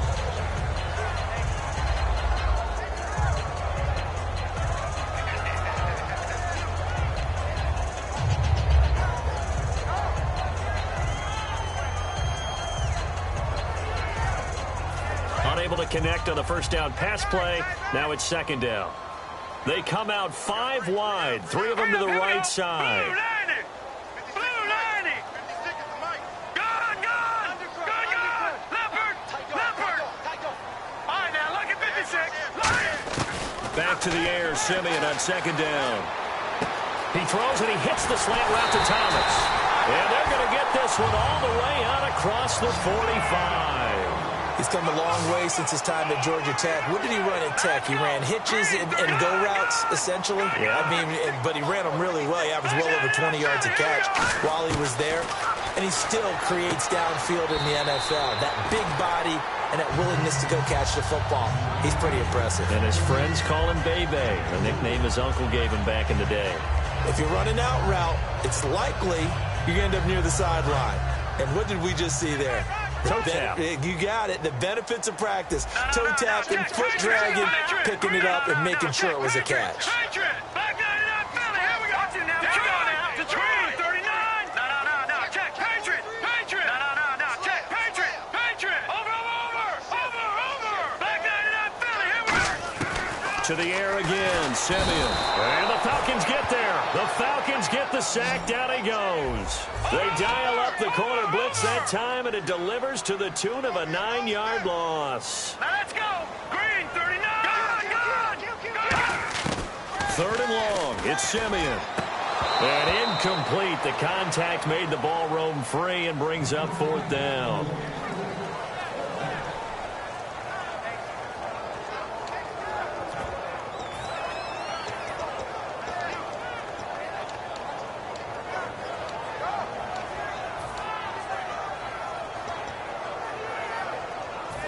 they're indeed going to go for it here on 4th down. So trailing here in the last quarter, let's see how this plays out. They come out 5 wide, 3 of them to the right side. Desperation time for Simeon on 4th. Going up top. And at the 7-yard line, the catch is made. An unbelievable play there on 4th and long. 51 yards. Now hold everything here. We're going to get a timeout by the offense. It's just their first. They'll be down to 2 remaining as we step aside here in the 4th quarter.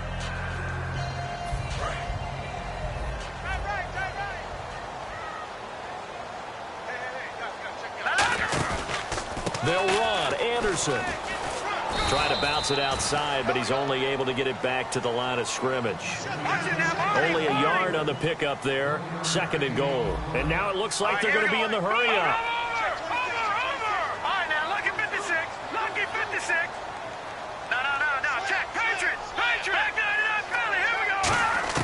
Here's Simeon now on 2nd down. Looking middle, and it's incomplete. Virgil Green is tied in, the intended receiver. 3rd down here.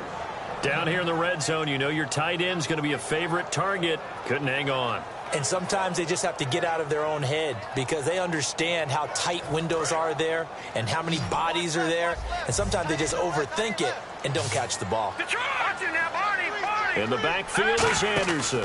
3rd down and goal from the 6. And he will push his way forward down to about the 3-yard line. So a field goal gets you back within a score, but they're going to go for the bigger chunk here. Kicking team on the sidelines. Offense on for 4th down. Now Brandon McManus for the Bronco field goal. This a chip shot, a 20-yarder. And McManus able to put it through. And that'll make this an 8-point game. All right, so you needed 2 scores to get back in the game. The field goal then maybe not exactly what they wanted, but it's a necessary first step. Still plenty of time remaining, but you could really use a stop defensively after the kickoff, preferably a 3-and-out. And I think the Broncos have it. They do. So they've accomplished half the mission, Charles. They get the onside kick. They do need a touchdown here, but they've got some time to do it. In the excitement, there's no need to press. Plenty of time. They have the opportunity. Now they just need to execute and finalize things. Time starting to run out here in the 4th. This defense just trying to keep the offense off the board and preserve this potential victory.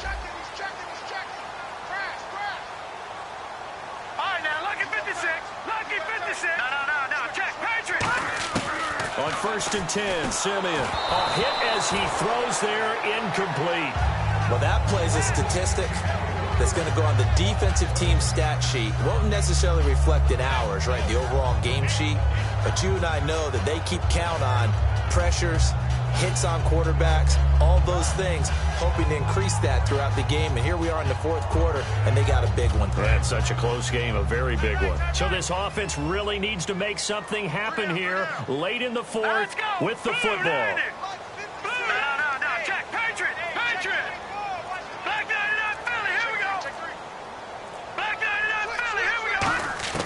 Second and 10, Simeon again. Sanders has it over the middle. And he's brought down. Time for a break. We'll come back, see what transpires after this.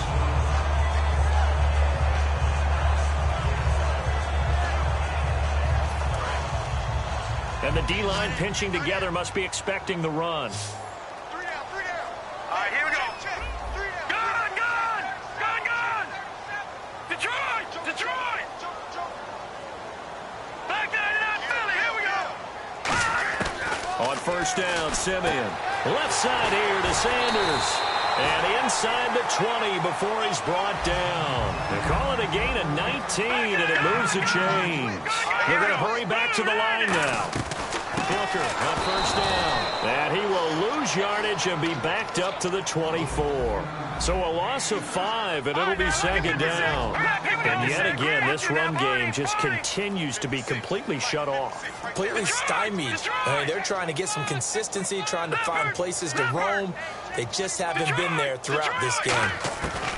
Back to throw. He's going to flip that out to the flat. It's complete. That one goes for 16 yards. It sets him up 1st and goal. That's what they need right now. Get the first down, get out of bounds, stop the clock. Just playing smart football, understanding the situation, making the plays necessary, and making sure that clock stops at every opportunity.